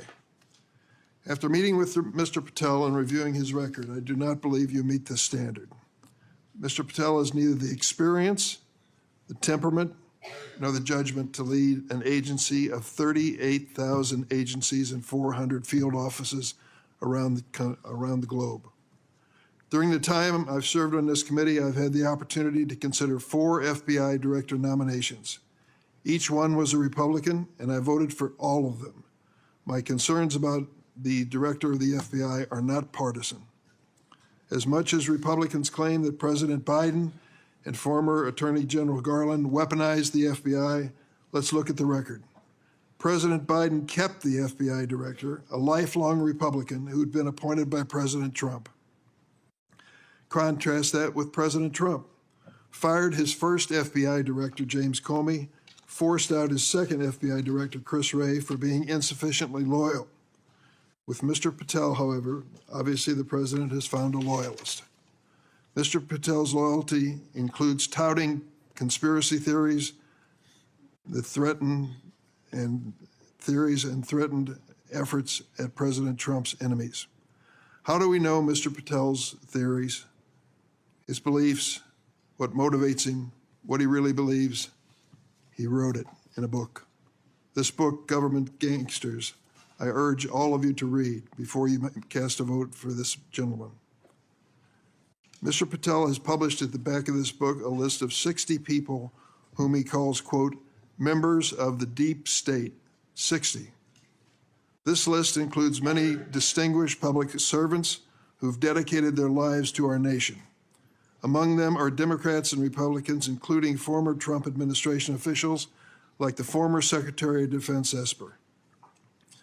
Then there is Mr. Patel's plan to, quote, and I quote him, shut down the FBI Hoover building on day one, reopen it the next day as a museum of the deep state. And he has said, quote, we're going to come after people in the media. We're going to come after you. Whether it's criminally or civilly, we're putting you all on notice. Does this sound like the kind of nonpartisan law enforcement professional who should lead the FBI? Not to me. This is someone who's left behind a trail of grievances throughout his life, lashing out at anyone who disrespects him or doesn't agree with him. Don't take it from me. Listen to these Republicans who worked with him during the Trump's first administration. Attorney General Bill Barr, and I quote, "I categorically oppose making Patel deputy FBI director. I said it would happen over my dead body. Patel had virtually no experience that would qualify him to serve at the highest level of the world's preeminent law enforcement agency." National Security Advisor John Bolton, "I didn't think he was qualified. He demonstrated no policy aptitude at all. I was forced to hire him." President Trump's Deputy National Security Advisor, Charles Kupperman, "The idea that Kash Patel is going to be the FBI director is appalling. His legal career is modest at best. His ideas are ludicrous." CI Director Gina Haspel threatened to resign after President Trump proposed making Mr. Patel CIA Deputy Director. Defense Secretary Mark Esper said Mr. Patel lied about whether Nigeria had approved a hostage rescue operation, putting American lives at risk. But Mr. Patel would have us believe that all of these public servants, all Republicans, all from the first Trump administration, and apparently anyone else who's critical of him, are nothing but government gangsters and deep state members. Many of them have made his list of enemies. Just this week, CNN reported that during the Trump administration, CIA officials referred Mr. Patel to the Justice Department for criminal investigation for sharing classified information without authorization. Last week, I asked the Justice Department and intelligence community for information on any criminal referrals relating to misconduct by Mr. Patel. I have yet to receive a response. Mr. Patel's record is clear. He traffics in debunked conspiracy theories that serve or benefit his political beliefs. Let's start with January 6th, and he dedicates a whole chapter in this book on January 6th. That's something that each and every one of us, as witnesses to January 6th, have our own view of. I'll be grateful always to the Capitol Hill police officers who risked their lives defending me, members of Congress, and visitors to the United States Capitol on that day. Mr. Patel posted on social media, quote, "January 6th, never an insurrection. Cowards in uniform exposed." End of quote. Let me repeat that.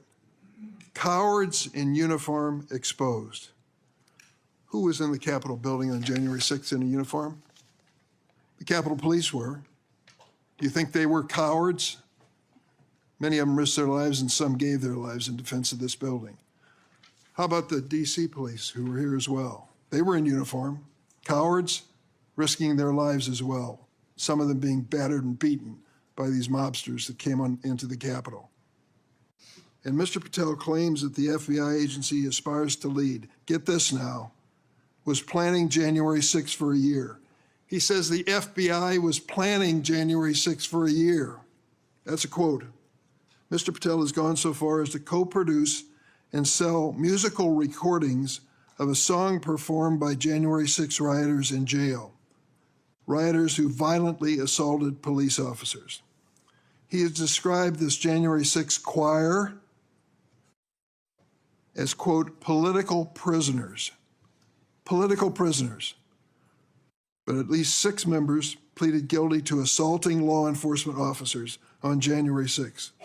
All 6 have now been pardoned by President Trump. Here are some of those people who received blanket clemency by President Trump on his first day in office in the second term.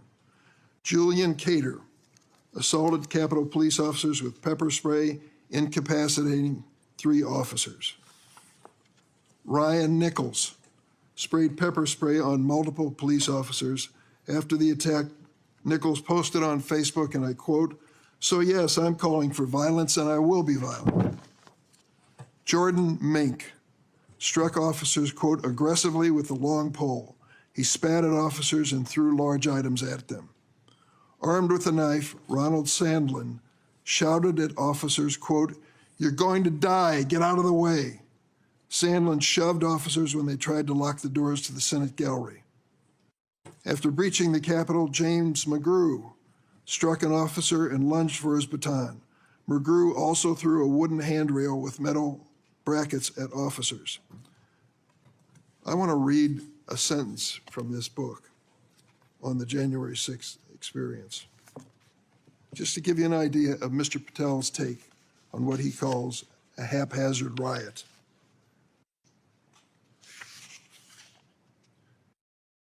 By everything we could see, the crowd at the Capitol was unarmed or armed only with non-lethal objects like bottles, flagpoles, or bike racks. Mr. Patel has also peddled conspiracy theories for his own financial benefit, promoting a line of dietary supplements that claim to help people detox from COVID-19 vaccines. During my time on this committee, I was fortunate to get to know and work with former FBI Director Bob Mueller. I met him a few days after 9/11. That's when he took over the FBI. I trusted him, I worked with him, I did everything I could to help him, because I believed that the FBI was a critical central agency in restoring America's confidence that we were safe. Bob Mueller was an extraordinary man. Oh, he was a Republican, make no bones about it. He said it and admitted it, and I knew it. He comes from the San Francisco area. And when he was in college and graduated, a friend of his a year ahead of him had enlisted in the Marine Corps and was killed in Vietnam. Bob was inspired to do the same thing, join up in the Marine Corps, and he did. And he was a first lieutenant in Vietnam. He received a Bronze Star with a Valor Pin, and he also received a Purple Heart. He was injured in battle. I read about his experience because after he was healed from that wound to his leg, he returned to combat. He was just that kind of fella. Regardless of party, he was a real American. He was a longtime federal prosecutor, a U.S. attorney, the head of the DOJ's criminal division, and acting deputy attorney general before he became head of the FBI. After 9/11, I worked with him, and we had a good relationship, a professional relationship. We didn't always see eye to eye, but I respected him so much for what he had given to this country. In this book, Mr. Patel calls Director Bob Mueller, quote, "a swamp creature." With all due respect, Mr. Patel, I've not worn the uniform of this country, and neither have you. To think that you would denigrate Bob Mueller's service to our country and call him a swamp creature is an indication of the depths your political views take you. The FBI plays a critical role in keeping America safe from terrorism, violent crime, and other threats. Our nation needs an FBI director who understands the gravity of this mission and is ready on day one, not someone who is consumed by his own personal political grievances. The American people deserve an FBI director focused on keeping our families safe from terrorism, drug trafficking, and violent crime, not this checklist of grievances we find in this book. Mr. Patel, your record makes it clear you're not that person. I yield. Thank you, Senator Durbin. Before I call on Senator Tillis, I want to clear up something the way I see it, and I think I'm going to invite everybody that it can be cleared up. This business about what Mr. Patel said about cowards in uniform, it's a mischaracterization of what he actually said. So I'm going to invite you to listen to the interview Mr. Patel gave that linked to his post to hear what he actually said. When he said cowards in uniform, he was talking about senior Pentagon leadership failing to mobilize the National Guard to protect the Capitol. His comments had nothing to do with police. Mr. Patel made his comments while discussing an article in the New York Times exposing grave miscommunication between the Department of Defense and the D.C. National Guard. So I would encourage people to follow up on that. Senator Tillis. Thank you, Mr. Chairman, Ranking Member, colleagues on the Senate Judiciary Committee. It's my honor to introduce Kash Patel, President Trump's nominee to be FBI Director. I've completed due diligence on his life and career, and I'm convinced that Kash possesses significant expertise and ironclad commitment to justice, and he's an outstanding choice to lead the FBI. Kash's parents are Indian immigrants of Gujarati ancestry. They're up here in the front row. The Gujarat state is a melting pot of religions, including Hinduism, Islam, Jainism, with temples, mosques, and other religious sites scattered across the state. His father was raised in Uganda, but his family had to flee the country to escape repression under Idi Amin. His mother was born in Tanzania. They met and married in India and ultimately made their way to New York City by way of Canada, where his parents, along with 7 brothers and sisters and their spouses and at least a half a dozen kids, lived under the same roof. His parents raised Kash in the Hindu faith, and they instilled in him the values of hard work and education. Kash is a devout Hindu, and consistent with his faith, he's shown respect to people of all faiths. Kash attended the University of Richmond, where he earned his bachelor's degree in criminal justice and history. He went to Pace University School of Law, where he earned his JD, and an international law certificate from the University College of London, Faculty of Laws. Kash began his career as a public defender in Florida, where he led or co-led more than 60 jury trials in state and federal court. Kash clearly demonstrated a devotion to upholding the rule of law and defending the rights of individuals. Kash led the defense of Jose Buitrago in United States versus Buitrago, a high-profile case in Florida in 2015. Buitrago was one of the Colombian nationals arrested in a major drug bust involving Operation Backrim. Kash and his co-counsel successfully argued that key evidence was withheld by the prosecution, leading to Buitrago's release. I suspect some of Kash's disdain for prosecutorial misconduct stemmed from this experience. Kash was hired as a senior counsel on the House Permanent Select Subcommittee on Intelligence Committee, I should say, in 2017.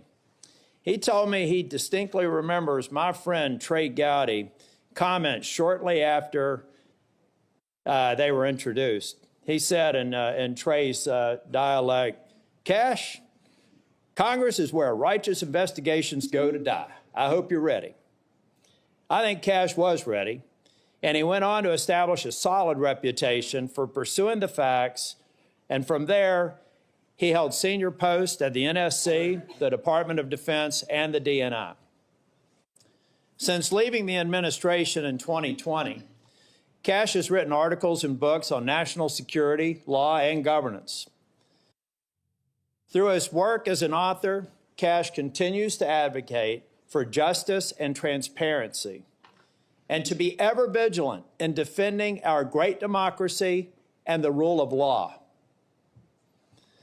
Colleagues, I created a Kash bingo card that I have available to any of my colleagues who would like it on the other side of the aisle. Some may view this as an unserious caricature and not appropriate for this committee. Sadly, I consider it a serious caricature of what I expect to be witnessed today. I think we'll have words like enemies list and deep state. I've already X'd out 4 boxes in the opening statements alone. The fact of the matter is, some people will be here to simply substantiate a false narrative. At worst, they may be just going through an unfounded litany of quotes and half-truths, some of which have already been dispelled by the chairman after the opening statements. Mr. Chair and Ranking Member, in my 10 years in the Senate, I hope I've established a reputation for being fair, doing my homework, and taking tough positions that have been met with harsh criticism.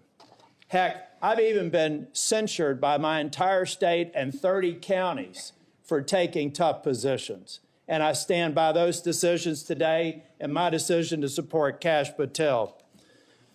When President Trump announced his intent to nominate Kash, I contacted Trey Gowdy and others who worked with Kash, and they gave me glowing recommendations. So I called Kash on December the 2nd, and I offered to help him with his nomination. Since then, we have spent hours together, in person and on the phone. I've asked him difficult questions, and I've urged him to reach out to members across the aisle. In fact, Kash Patel has met with 60 members of the U.S. Senate. Every member except the last 3 who were sworn in, and the majority of the members on the other side of the dais in this committee and members off the committee. Chair Grassley, Ranking Member Durbin, friends and colleagues on the committee, I've completed my due diligence of Kash Patel, and I am honored to provide my strongest recommendation for his confirmation. Thank you, Mr. Chair. Thank you for that introduction. Before I swear you, I want to make clear that before you give your statement, if you want to introduce family and friends in the audience, you're welcome to do that. Would you please stand? Raise your hand. Do you swear or affirm that the testimony you're about to give to the committee will be the truth, the whole truth, and nothing but the truth? So help you God. I do, Mr. Chair. Okay. You may proceed. Chairman Grassley, Ranking Member Durbin, and members of the Judiciary Committee, thank you for the opportunity to appear today. I must start with a word of prayer for the tragic accident that befell our nation last night, where we lost civilians and service members. I pray for their families. I pray for law enforcement and military personnel, and I pray for their souls, and hopefully God will find them peace in the near future. I'd like to welcome my father, Pramod, and my mother, Anjana, who are sitting here today. They traveled here to get here from India. My sister's also here, Nisha. She also traversed the oceans just to be with me here today. It means the world that you guys are here. Jesse Krishna. I wouldn't be here today without their guidance, their unwavering support, and their relentless love. When President Trump informed me of his intention to nominate me as the director of the FBI, I was deeply honored. Sitting here today, I carry not only the dreams of my parents, but also the hopes of millions of Americans who stand for justice, fairness, and the rule of law. My commitment to these principles is deeply rooted in my family's history, which has profoundly shaped my worldview.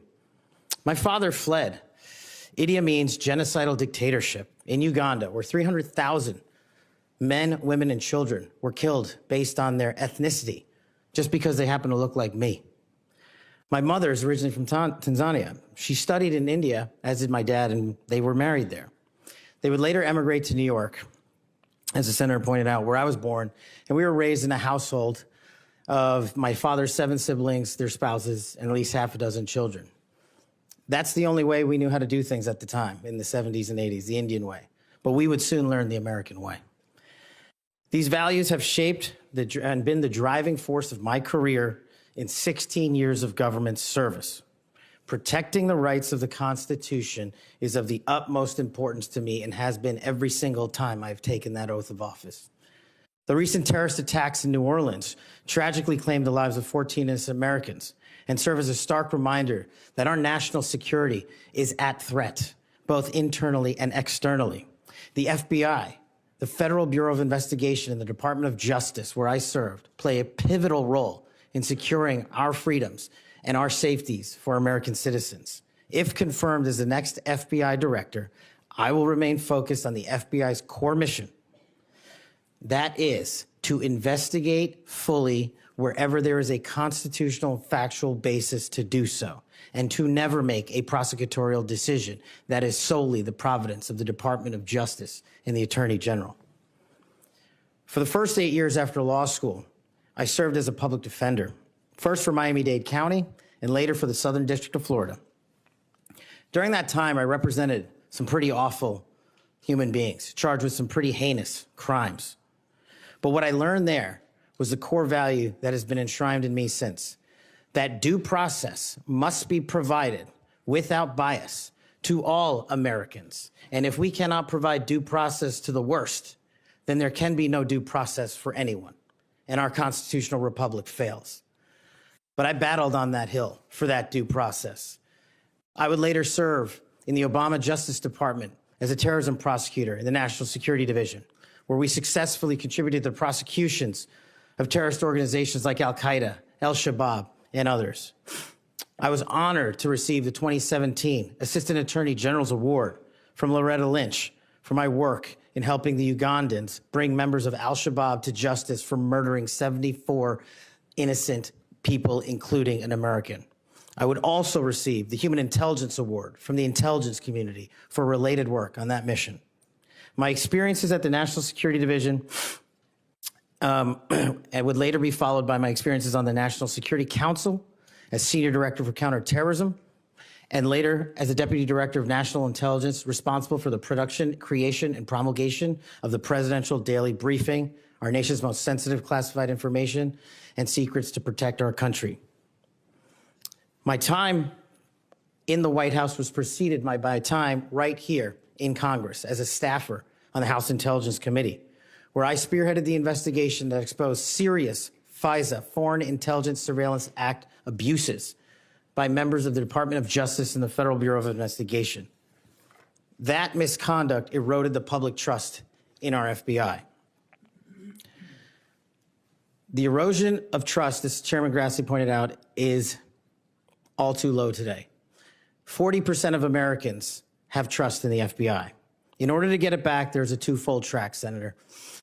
One, violent crime is exploding in this country, and we cannot afford to allow it to run away. We must tackle violent crime. Just in 2023 alone, there was 100,000 rapes, 100,000 drug overdoses, and 17,000 homicides.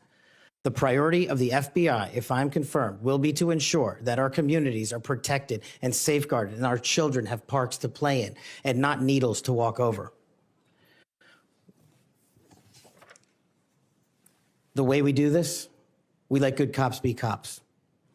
We let law enforcement, and we provide them with the tools necessary and resources they need to get after violent crime. The second way we do this on equal track is aggressive constitutional oversight from Congress. The public trust can only be restored if there is full transparency, and I am committed to that full transparency. Members of Congress have unfortunately submitted hundreds of questions that have been unanswered by the FBI in recent times. That will not occur if I am confirmed. All appropriate requests for information will be responded to expeditiously and fully. I'm committed to working alongside the dedicated men and women of the FBI. They are our warriors of justice, and I will always have their backs because they have the backs of the American people. I look forward to answering your questions, and I want to take a moment to thank my family, my friends, people who traveled here, and my entire team that has made this day possible. God bless America, and I look forward to your questions.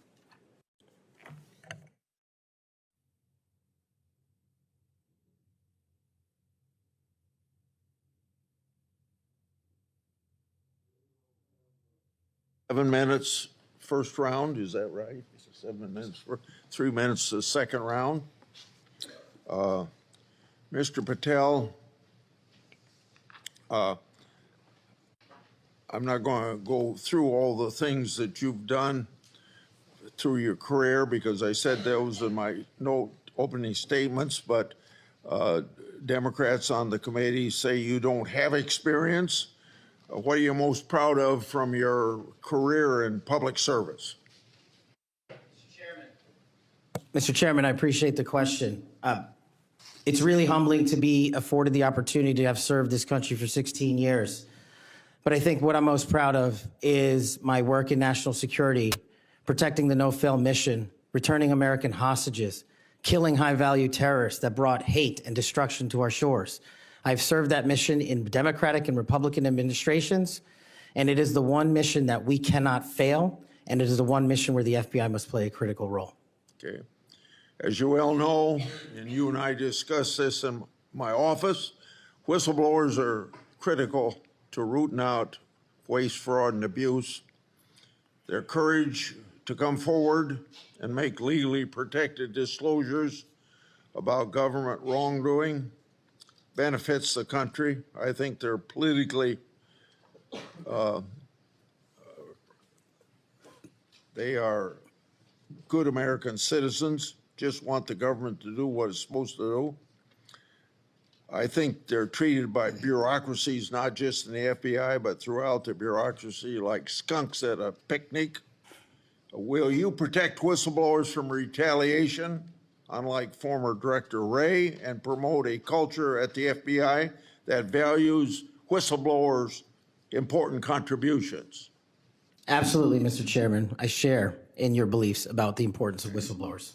So we've spent a lot of taxpayers' money ruining whistleblowers. Will you commit to ensuring that no taxpayer money will be used to identify and retaliate against whistleblowers? Senator, if I'm confirmed, it will not. Okay. You and I have heard a lot of criticism about various statements about January 6th. You said, quote, those who broke actual laws should be prosecuted, end of quote. But you've also called out the partisan nature of prosecutions and compared how the Biden Justice Department treated January 6th defenders with how they ignored many other crimes. Those include crimes related to illegal immigration, as well as riots that took place around the country. So explain your position on January 6th to this committee, and how do you respond to critics who say that you're anti-law enforcement? Mr. Chairman, I greatly appreciate the question, the opportunity to discuss that. If anyone wants to consider me as anti-law enforcement, then look at my 16 years in government service, whether I was trying 60 jury trials in state and federal court upholding the rights of the indigent and breathing life into constitutional due process, or later as a national security prosecutor, where I served this country and overseas, and later when I was a Joint Special Operations Command civilian embedded with SEAL Team 6 and Delta, chasing down some of the most high-value target terrorists there are on this earth and successfully achieving a mission end state. I have always respected law enforcement. I have taken that oath and will take that oath again, God willing, to be the next director of the FBI. As for January 6th, I have repeatedly, often, publicly, and privately said there can never be a tolerance for violence against law enforcement. And anyone that commits an act of violence against law enforcement must be investigated, prosecuted, and imprisoned. And on January 6th, I said the same thing about acts against law enforcement. The Capitol Police, who I have served with, and when I was Chief of Staff at the Department of Defense, rushing to the aid of the members of this committee and your colleagues to provide the National Guard, was my top mission priority, not politics.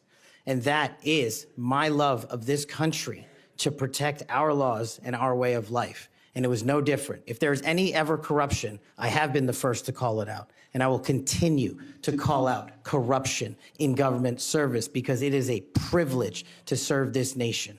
Thank you, Mr. Chairman. Outside of this committee, and some people on this committee have accused you of promoting the QAnon movement. My colleagues have already asked your future boss, Mr. Bondi, many questions about this. I think it's easy to see these attacks for what they are, guilt by association. Are you a follower or promoter of QAnon? No, Senator. In fact, I have publicly, including in the interviews provided to this committee, rejected outright QAnon baseless conspiracy theories or any other baseless conspiracy theories. They must be addressed head on with the truth, and I will continue to do that. And I will always continue to support Americans who support law enforcement, our military, and want a secure border. Over the past 4 years, the FBI and Justice Department have weaponized law enforcement towards partisan ends. This has affected you personally. You, along with even members of my staff, were the victims of FBI overreach when they secretly subpoenaed your records during the investigation into Crossfire Hurricane. Inspector General Horowitz of Justice Department was right to say actions like this have a quote, unquote, chilling effect on whistleblowers. How do you intend to make sure that this kind of misconduct never happens again? Senator, this may be one of the scenarios that most uniquely qualifies me to take command at the FBI. Having been the victim of government overreach and a weaponized system of justice and law enforcement, I know what it feels like to have the full weight of the United States government barreling down on you. And as the Biden Inspector General determined, those activities by the FBI and DOJ were wholly improper and not predicated upon law and facts. I will ensure, if confirmed, that no American is subjected to that kind of torment, to that kind of cost, financially and personally. And most importantly, I will make sure that no American is subjected to death threats like I was, and subjected to moving their residences like I was, because of government overreach, because of leaks of information about my personal status. If confirmed as FBI director, Mr. Chairman, you have my commitment that no one in this country will feel that pain. Senator Durbin. Thanks, Mr. Chairman. Mr. Patel, I woke up this morning to National Public Radio, and they had an item on there about what has happened to those who were given blanket clemency by President Trump. One of these individuals was a man named Matthew Huddle. Are you familiar with him? I'm sorry, what was the last name? Matthew Huddle. If you could remind me, Senator. Well, I was reminded again this morning. He's a man who's been found guilty of numerous crimes. The one described this morning was an outrageous situation where he beat his 3-year-old child to a point where the poor kid couldn't even sit down for a week. Mr. Huddle was one of the demonstrators who came to the Capitol on January 6th. He was incarcerated and charged with, pled guilty to crimes that he had committed, violence against police officers. After he was released by President Trump, he returned to his home state of Indiana. A few days later, he was stopped on the road, pulled a gun on a policeman. The policeman, sheriff's deputy, turned, shot, and killed him. This is not the only instance of a person who received President Trump's clemency committing another crime. Peter Schwartz was mentioned this morning on the radio. 38 criminal convictions, 38. He'd been sentenced to 14 years in prison. He was released because of the president's unconditional clemency, which was given to him as well. So I guess my question is this. Was President Donald Trump wrong to give blanket clemency to the January 6 defendants? Thank you, Ranking Member. A couple of things on that. One, the power of the presidential pardon is just that, the president. Well, I concede he has the authority. I'm asking, was he wrong to do it? And as we discussed in our private meeting, Senator, I have always rejected any violence against law enforcement, and I have, including in that group, specifically addressed any violence against law enforcement on January 6th, and I do not agree with the commutation of any sentence of any individual who committed violence against law enforcement. So do you think that America is safer because the 1,600 people have been given an opportunity to come out of serving their sentences and live in our communities again? Senator, I have not looked at all 1,600 individual cases. I have always advocated for imprisoning those that cause harm to our law enforcement and civilian communities. I also believe America is not safer because President Biden's commutation of a man who murdered 2 FBI agents, Agent Kohler's and Williams' family, deserve better than to have the man that point blank range fired a shotgun into their heads and murdered them released from prison. So it goes both ways. Leonard Pelletier was in prison for 45 years. He's 80 years old, and he was sentenced to home confinement. So he's not free, as you might have just suggested. He killed 2 FBI agents. That's true, he did, and he went to prison for it and should have.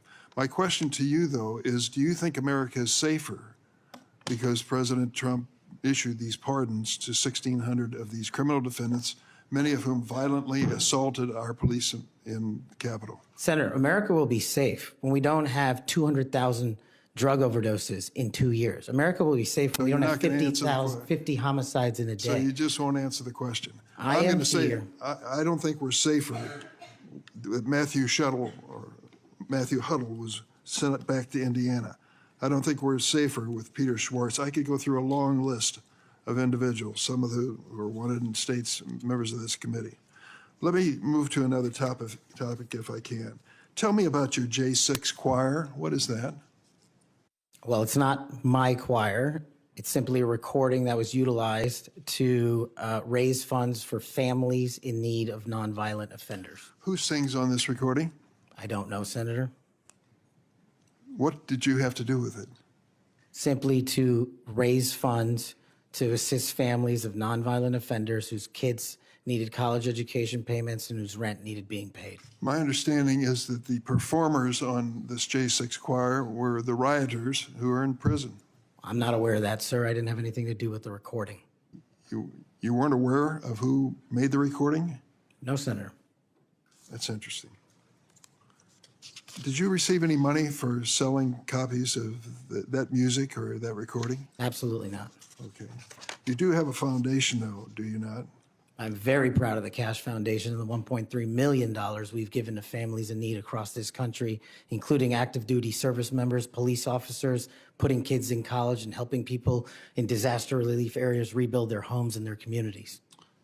1&0 LLC, are you familiar with that? Sorry? 1&0 LLC? I believe, Senator, you're referring to the LLC that one of the individuals has his private business with.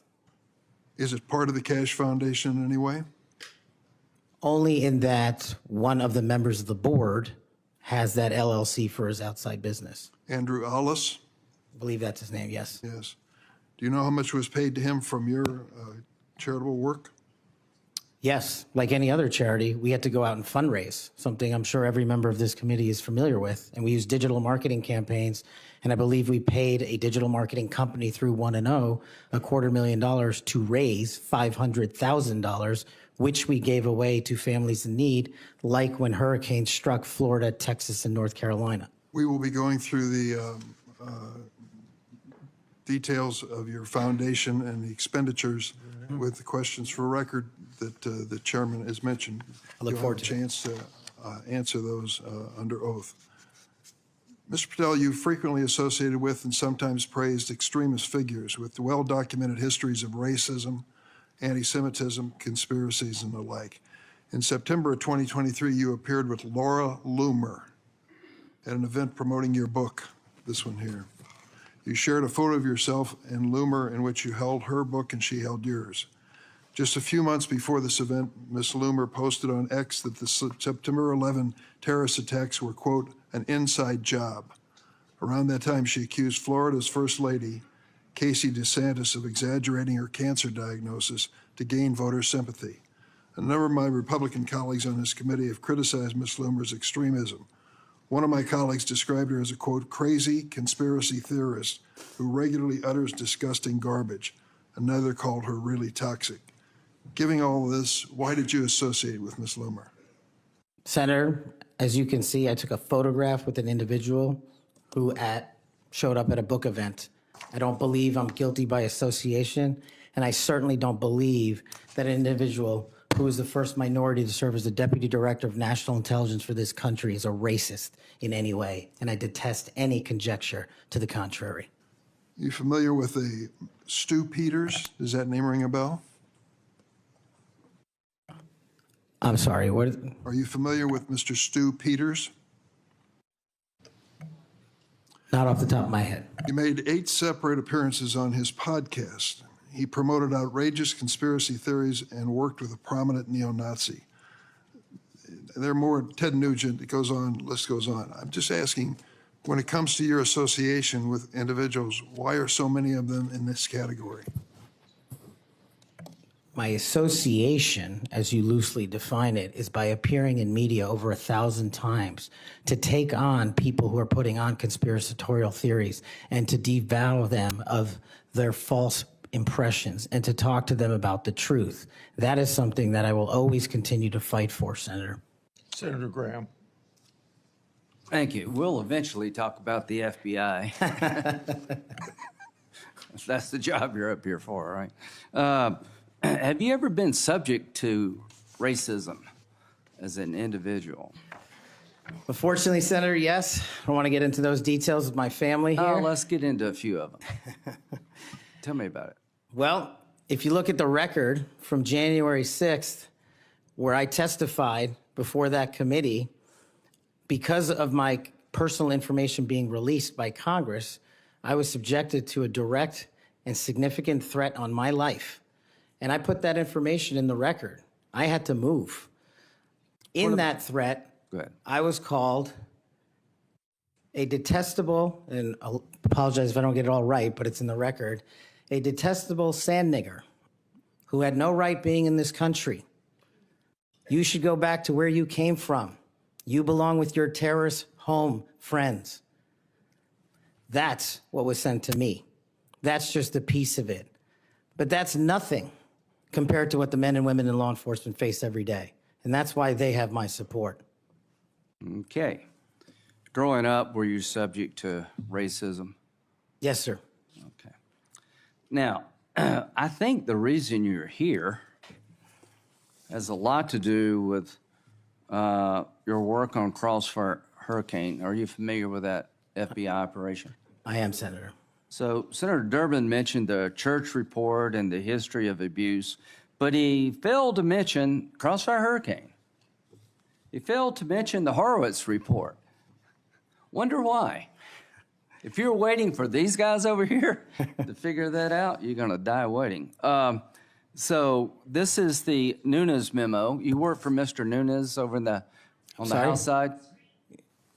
David Nunes? Sorry? Are you familiar with this memo by the Foreign Intelligence Service Act abuses Yes. the Department of Justice? Absolutely. Did you help write this memo? I did as a staffer. Okay, I'm going to put this in the record. Thank you. In this memo, you kind of dissected the abuses of Crossfire Hurricane, right? I did, Senator. And the Mueller investigation.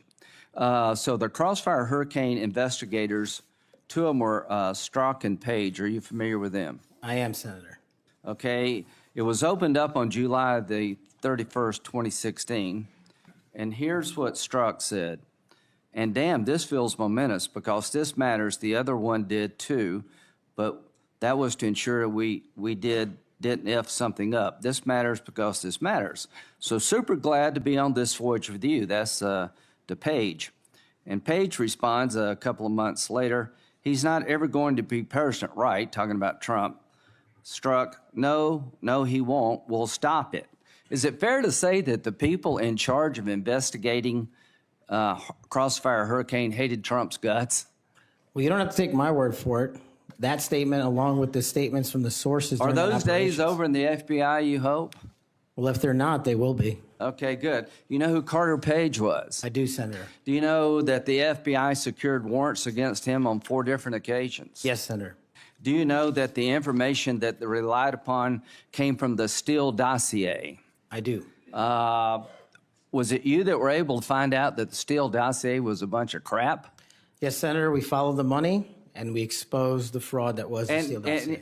And the primary subsource was Igor Danchenko, right? That's correct, Senator. And he was actually a Russian analyst. That's right. Are you aware that in January he told the FBI that, let's see, what did he tell the FBI? Steele had no proof to support the statements, then it was just talk. The primary subsource explained to the FBI that his information came from word of mouth and hearsay, conversations he had with friends over beers, and some of the information were statements he heard made in jest. And he told the FBI this in January. That's of right. 2017. And they got 2 more warrants after that. That's correct. Are you aware that the FBI had volumes of information that the Steele dossier was a bunch of bullshit and nobody ever told anybody at the top? I am, sir. We exposed Or they lied about being told. That's correct. So are you aware of the fact that the FISA court rebuked the FBI? Are you aware of the fact that an FBI lawyer went to jail because he misled the court by manipulating a email from the CIA? I am. Do you believe that Crossfire Hurricane was one of the most disgusting episodes in FBI history of a corrupt investigation led by corrupt people who wanted to take Donald Trump down? Yes, sir.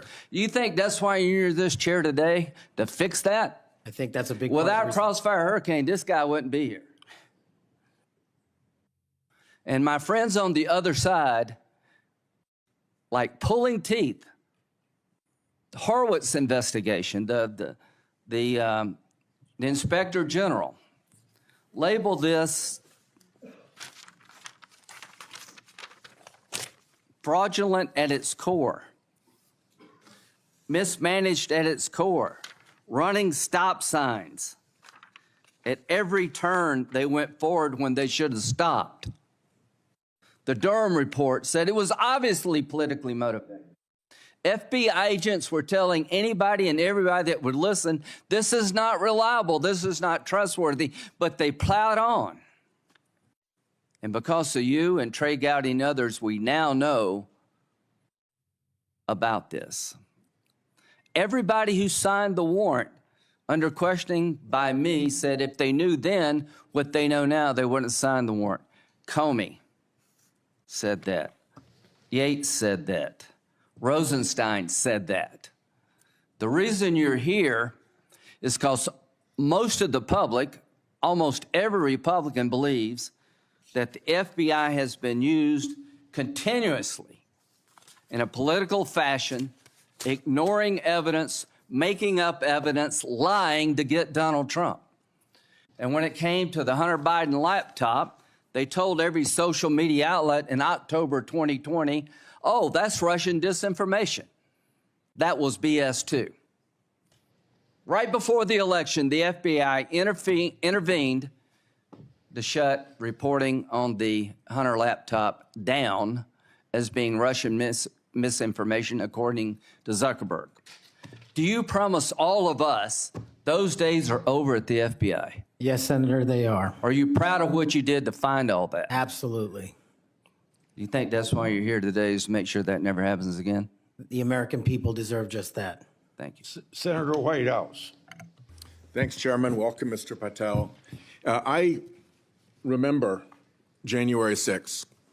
Colleagues running through our halls to flee the mob, colleagues shouting that rioters should be shot, us returning to our constitutional business through hallways cleared for us by automatic weapons carrying SWAT teams. None of you, none of us, said those violent rioters should be pardoned. A Republican colleague said such pardons would be hard to believe, even absurd. Your former colleague, J.D. Vance, said the violent rioters should not be pardoned. Even Jim Jordan said pardons would, and I quote, focus on all the people who didn't commit any violence. Well, Trump pardoned all of them. And there's a lesson in that. Every time you think Trump would never go that far, rethink that. We all seem to agree that violence against police is unacceptable, yet more than 600 people who physically attacked Capitol Police officers were just put back on the street, part of a 1,500-person personal Trump army, now out there with people who have proven themselves willing to do violence on Trump's call. In only 10 days, some are already back committing crimes. We've also tried as a committee together to address the dangers of illicit drug sales over the internet, and I assume we're all against murder for hire. But Trump also just pardoned a dark web operator sentenced to life in prison for trafficking illegal drugs online and accused of soliciting murders for hire. Those pardons, as Mr. Patel has said, are a mistake, but they are also a signal that we are entering a strange and dangerous time. That is the context for today's hearing. Warnings that the FBI could become Trump's enforcer, use the powers of law enforcement to stifle speech and dissent, punish political rivals of either party, and hand out free passes, get out of jail free cards to violent supporters are warnings we should heed. Here are some warnings of this nominee's Trump administration colleagues. Former Attorney General Bill Barr said, this nominee has virtually no experience that would qualify him to serve at the highest level of the world's preeminent law enforcement agency, end quote. And we would never be able to command the respect necessary to run the day-to-day operations of the Bureau. That's for the deputy position. Former CIA Director Gina Haspel was reported threatening to resign rather than have this nominee serve under her. John Bolton, Trump's former national security advisor, said, "I didn't think he was qualified. I was forced to hire him." Trump's deputy national security advisor, the nominee's former supervisor, said, "His ideas are ludicrous. He's absolutely unqualified for this job. He's untrustworthy. And it's an absolute disgrace to even consider an individual of this nature."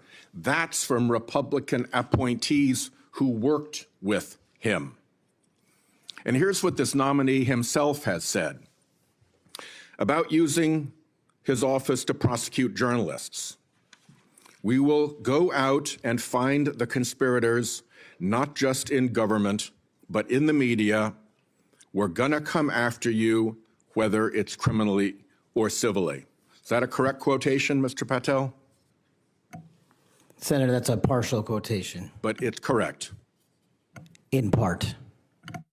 Regarding his publication of his enemies list, Mr. Patel proclaimed, "The manhunt starts tomorrow," and reposted a video depicting him taking a chainsaw to his political enemies. Is that you, Kash Patel, reposting that at the top of that page? Senator, I had nothing to do with the creation of that meme. Is that you reposting it, was my question. And that's me at the top. You said FBI agents were responsible for the violence on January 6th, and I quote you here, "beyond a reasonable doubt." Is that what you said? That's completely incorrect, and I appreciate the opportunity to address that. I'll give you an opportunity in writing, but this is my time now. Have at it. An Inspector Attorney General investigation found that that was false. And you said we should impeach judges who rule against Donald Trump, who are, in your words, political terrorists. When this nominee tries to explain all this away, keep one thing in mind. He's testified under oath before a Colorado judge who presided over a Trump case in which he was a witness. And the judge found, and I'm quoting here, he was not a credible witness. His testimony is not only illogical, but completely devoid of any evidence in the record. That's from a judge. This is a dangerous time, and I ask all my colleagues to consider whether these plain comments by this person and by his own Trump administration colleagues should be given a blind eye, just overlooked, or whether, like the warnings of pardoning violent January 6 offenders, they're warnings to be heeded. There is an unfathomable difference between a seeming facade being constructed around this nominee here today and what he has actually done and said in real life when left to his own devices. Conduct shows character. And if you look at history, you see the danger of security chiefs in authoritarian regimes becoming the tools of political power.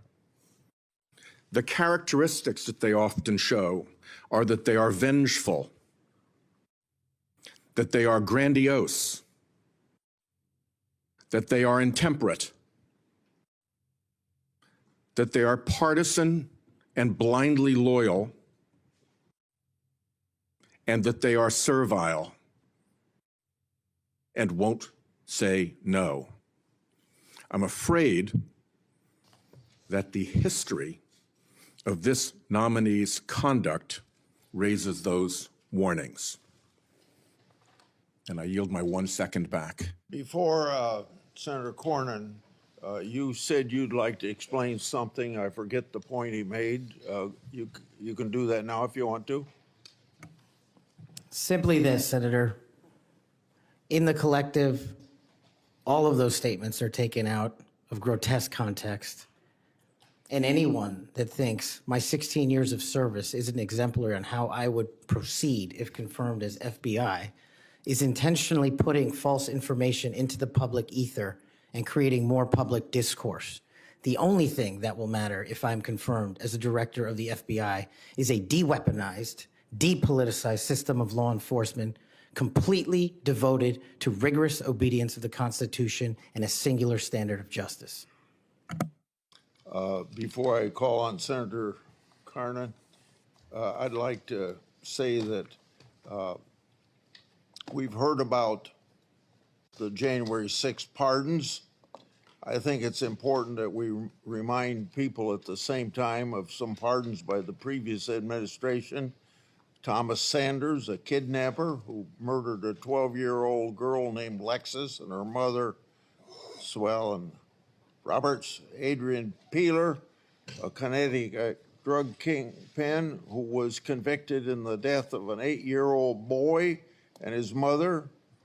Leonard Peltier, that's already been referred to, that murdered 2 FBI agents.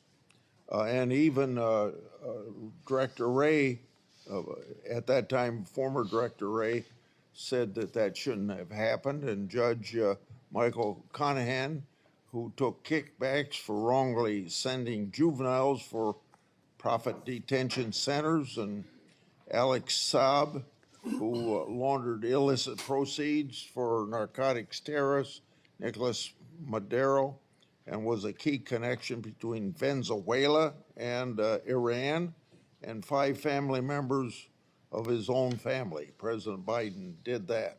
Senator. Welcome, Mr. Patel.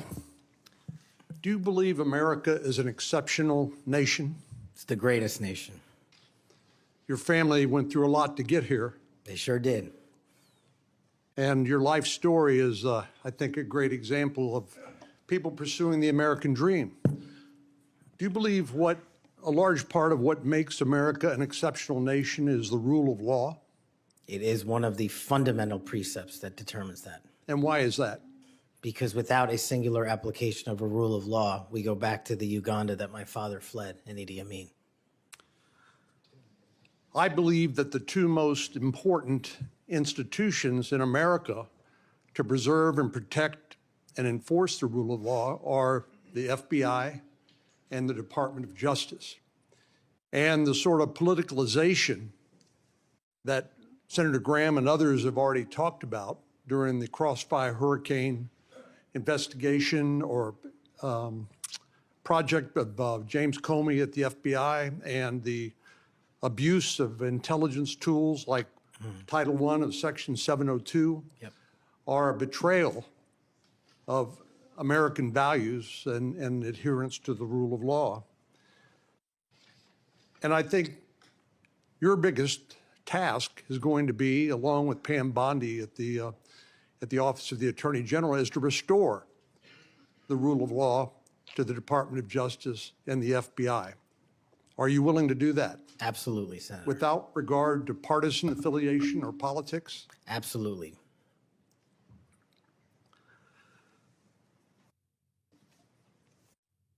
Do you believe President Trump, as the commander-in-chief, needs access to all of the lawfully available intelligence that can be collected by the American intelligence community in order to inform him so that he can make good judgments as commander-in-chief to assure the safety and security of the American people?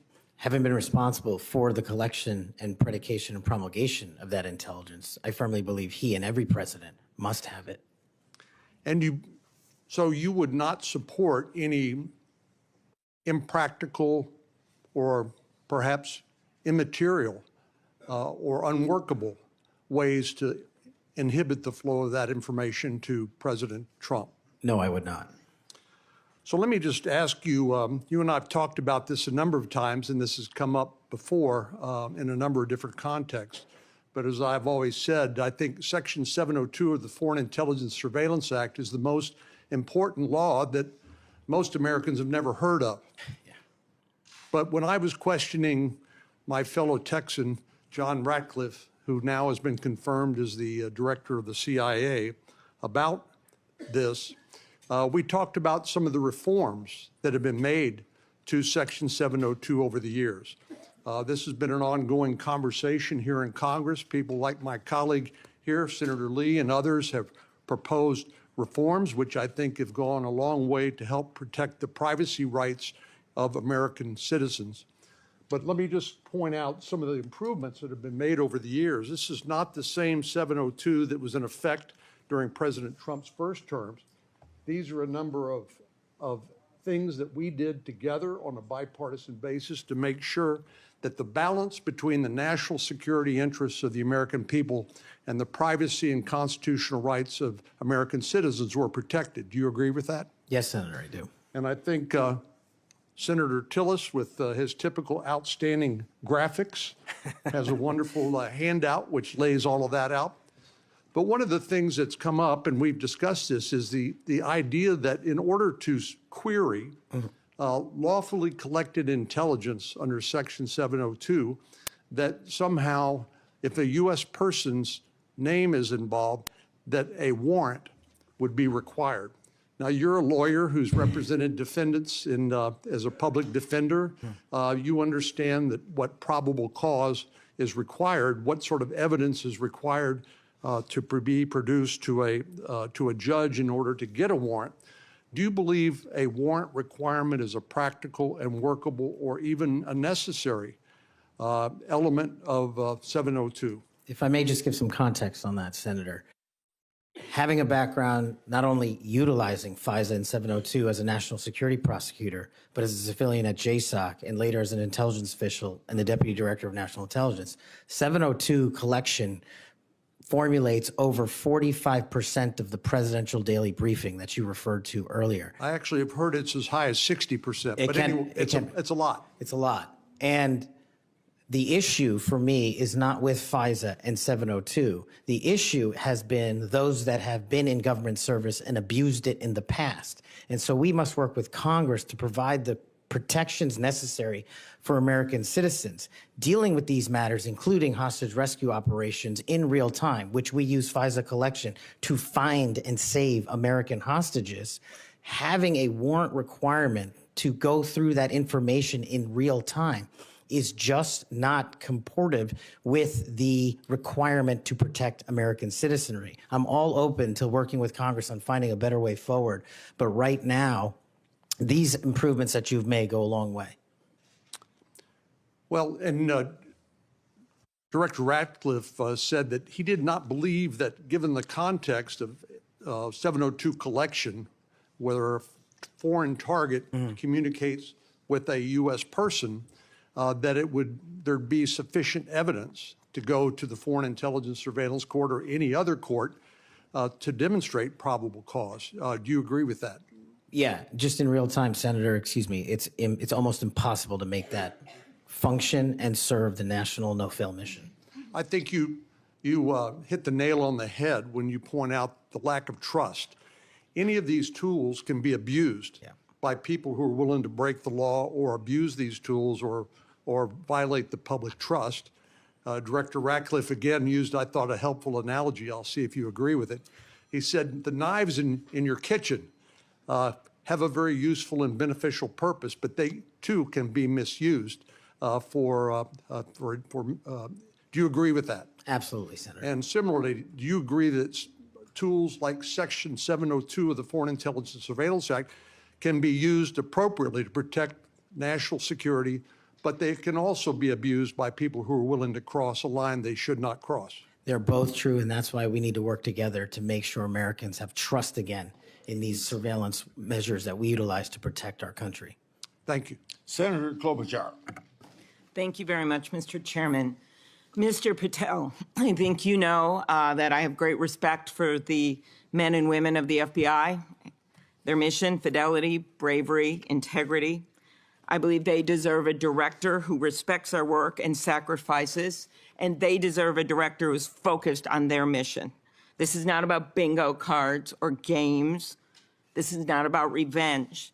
This is about the safety of our country and the people that work in the FBI. And the FBI runs on facts, it runs on truth. Truth matters, and without truth, the whole system breaks down. You said that Donald Trump has every right to tell the world that in 2020, 2016, and every other election in between was rigged by our government because they were. Yes or no, did you say that?